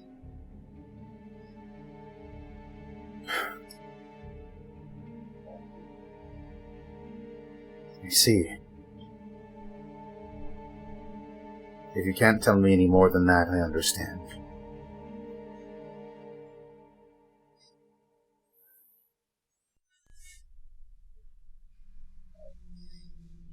Sorry. Don't be.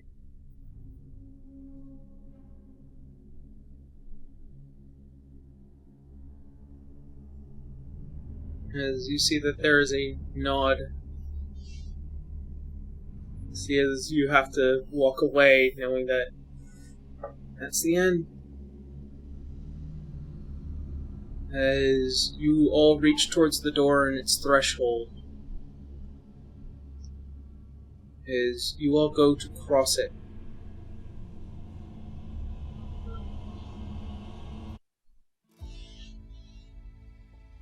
as the moment splits in between, the figure that is known as Zara, as she stands atop the piles of gold and treasures, begins to fade as she relinquishes the blades as they turn to dust and stars, as the lot of you in hand have a scroll and the power of their knowledge that dwells within it.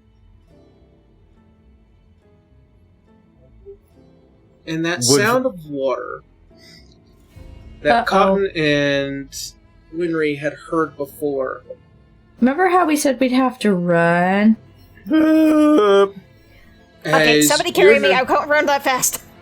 As you notice that the long hall that reaches towards that diocese is now filled with water as they're pouring downwards into the pews. Yep, time to run. Move! And Cotton will pick you up, Winry. Yeah.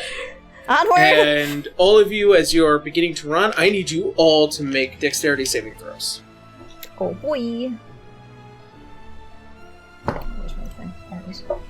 14. It very nearly landed on a 20. I hit a 4. I rolled the same thing twice. It's a 14. But I'm carrying you, so... Dex save. Not good. Listen, worst case scenario is just take this bag and go. No. 17. 17? What's all these? It didn't go through. 1 second. 14. I'm going to use one of my uses of Chronal Shift to give Winry a reroll. Thank you. Okay.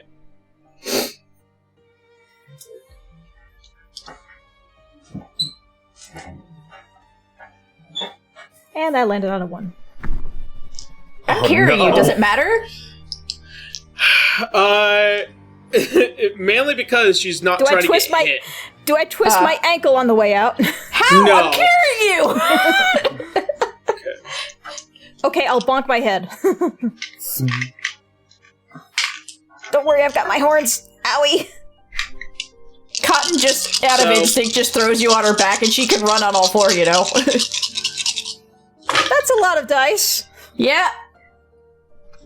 As all of you are fleeing from this temple, in every effort to avoid, you notice that the temple is beginning to...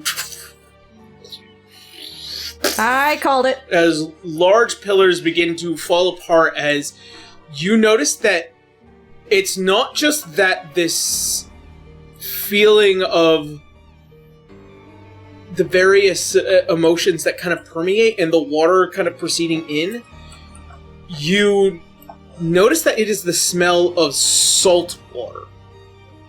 It's sinking. The whole fucking island is sinking. Cotton pulls her hood up just in case. As the whole lot of you are chasing yourselves out of this temple and suddenly having yourselves up to about a knee-high's worth of water. Who's knee-high? Because we're all varying heights. About Holly knee-high. So for some of you, shin-high. And as more stones begin to fall and crumble, excuse me, while I do some math. Math and Listen, D&D? just knock a couple rocks on my head and knock me out. Thunk. Thunk.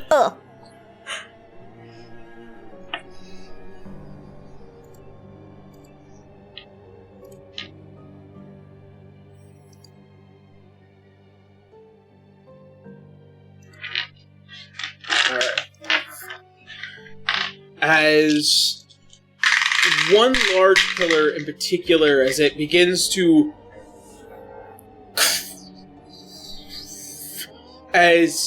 fall, you notice that Winry, Cotton is not going to make it if she isn't kicked forward. She has a hood that lets her breathe underwater if she gets caught.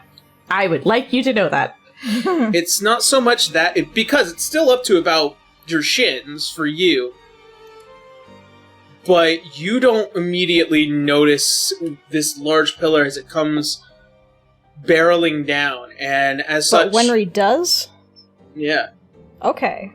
Almost instinctively, as you kick off from her, as she is thrusted forward, you are hit with that large pillar as various boulders and bricks hit you.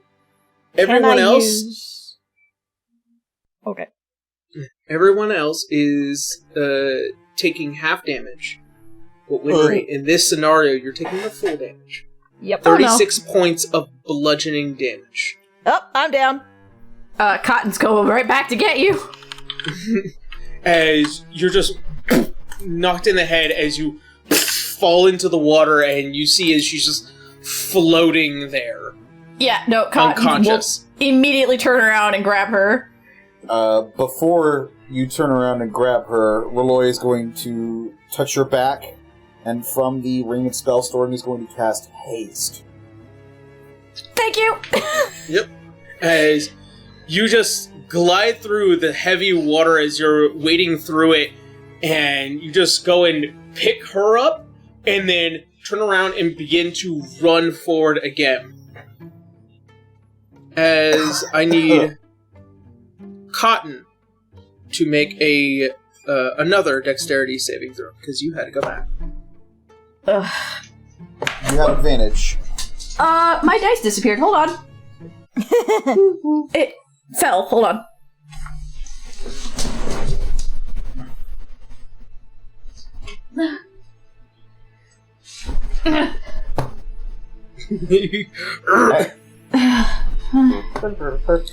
Doesn't matter. I'm failing both of them.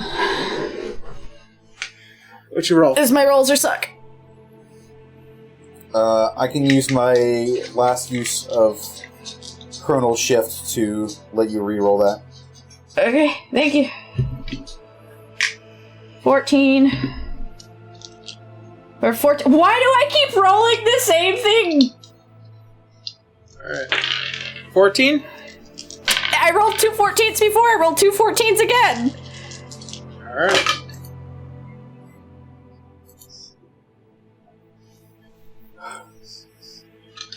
You are taking 21 points and she's gone. Bludgeoning damage. Halved. Even halved? I had 13 points left. 21 halved is... Get you down to... Do you want to count it as 10 or 11? 10. So you would have at least 3 hit points left. Oh, shit. Okay. Yeah. As you are hit in behind your leg, almost like getting a Charlie horse. And you drop into the water a bit before speeding back up and then running as fast as you can, thanks to haste as well. Thank you. As you manage to catch up to the rest of the party before you notice that the doors slowly beginning to close as each and every one of you passes through, and noticing that the trees that were once there are all consumed by the ocean. Well, at least the ship is there. As all of you begin to notice that the ship is actually beginning to make its way towards all of you. And as it begins to reach towards all of you, as you're kind of just like floating there in the middle of the ocean, as you begin to see the last remnant of that temple begin to sink under the water, you notice as the ship begins to kind of pull up towards all of you, the familiar face of Mirad awake and refreshed. And that's where we're going to go ahead and leave it. I was gonna say, who's talking for Mirette? Ray will, because they're going to find out about this whole adventure later. Sitting at a whole 3. Oh my gosh, you better send this. You better send this to Ray so that they know what happened. Don't know. Unless you'd like us to give a half-assed. Oh my god, we did this. We did this. Just look at the notes. Just look at the notes. I would like to let you know. When you're alive and I'm at 3 points of health, we did it. I am out. I am unconscious. That's okay. You being unconscious means I can heal you for my full amount. Yeah. Oh, hooray!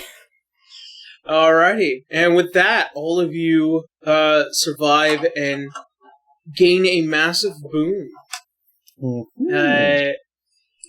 We'll talk a little bit more after that, but for the sake of the argument, I think that's where we're going to go ahead and end today's session.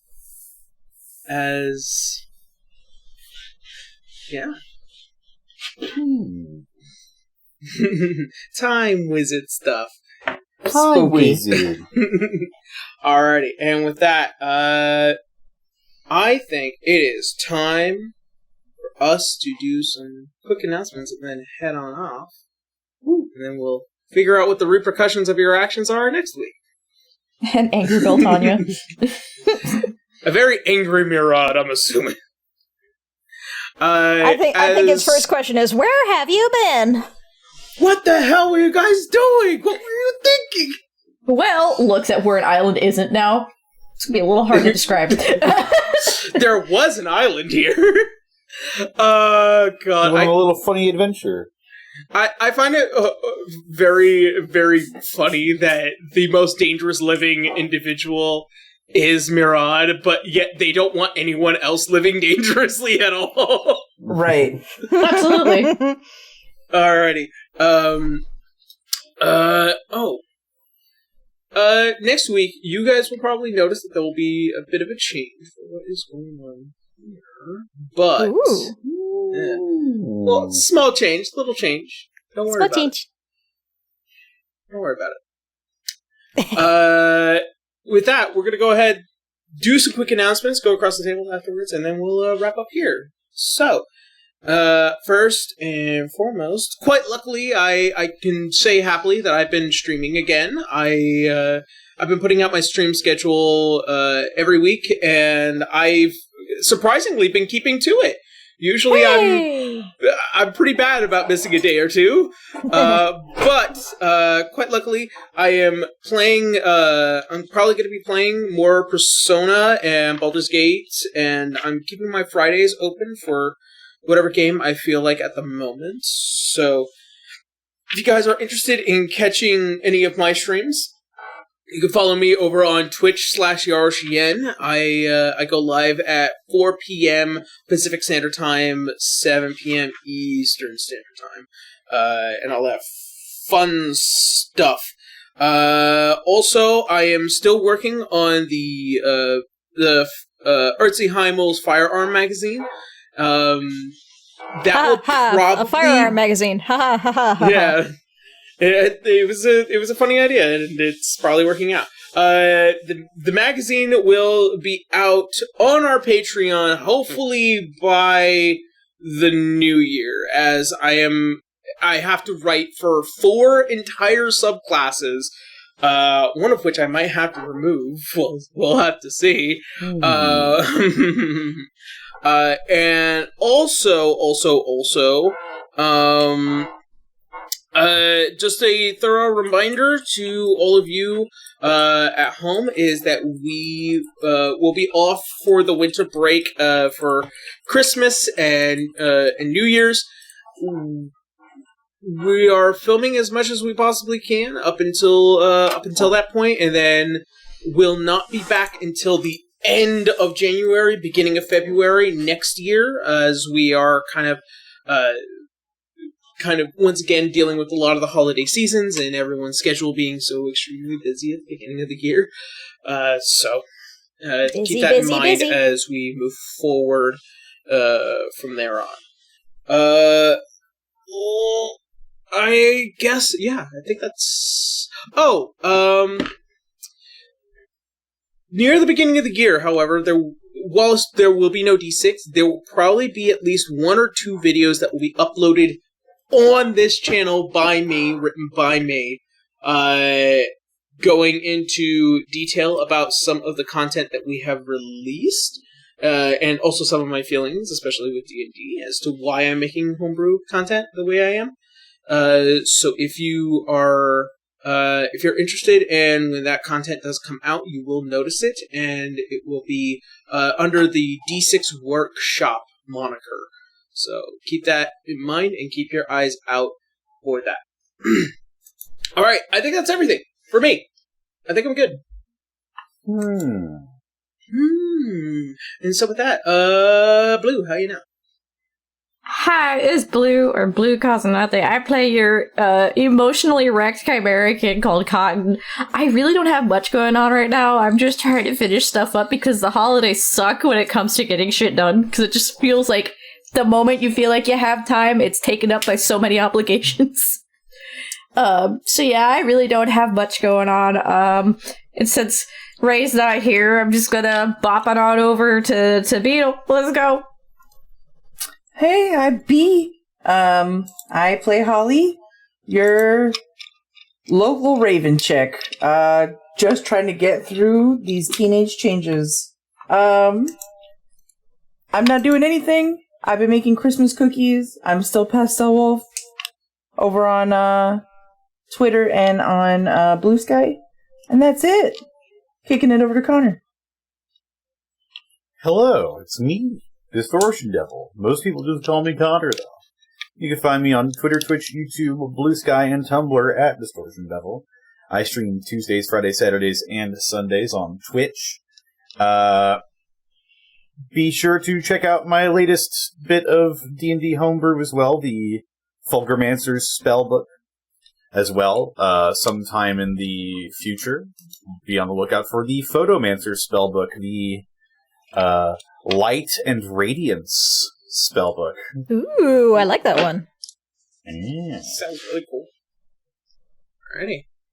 And last but certainly not least, Kendra. Hi, everybody. I'm Kendra, known around the internet as Transient Day. I am your very much knocked out at the moment tiny little dragon in a halfling body. So, while not much else is going to be going on, as the episodes are publicly released, I will be uploading the TikToks for them, so I might be the only one who's actually doing D6 quote-unquote work while we're on the break, but it's not that hard managing the TikTok. Though, I do love talking to people when they're on there. If you have any questions at all, I'll be more than happy to try to answer them in attachment to the TikToks. Of course, no spoilers, but... And, yeah. But, yeah, that's just about it for me. I got some art projects in the works, but, that's quite a few art projects, and, as Blue can probably attest to it, I have a lot of works in progress and not a lot of finished pieces. That's the curse. Gotta finish some of them at some point. All yes, right. and I have one idea that I really want to release for D6, but then I've got one that I need to release on time because I'm part of an event, so... Anyway. Fair enough. Alrighty. Well, with that being said, nothing else pressing. So, that being said, thank you all so very much for joining us and being here with us, spending your time on us. Do stay safe out there during this winter season. We love you, and as always, see you next Sunday. Good night, everybody. Bye. Bye, guys! Bye-bye. Bye-bye! Bye-bye.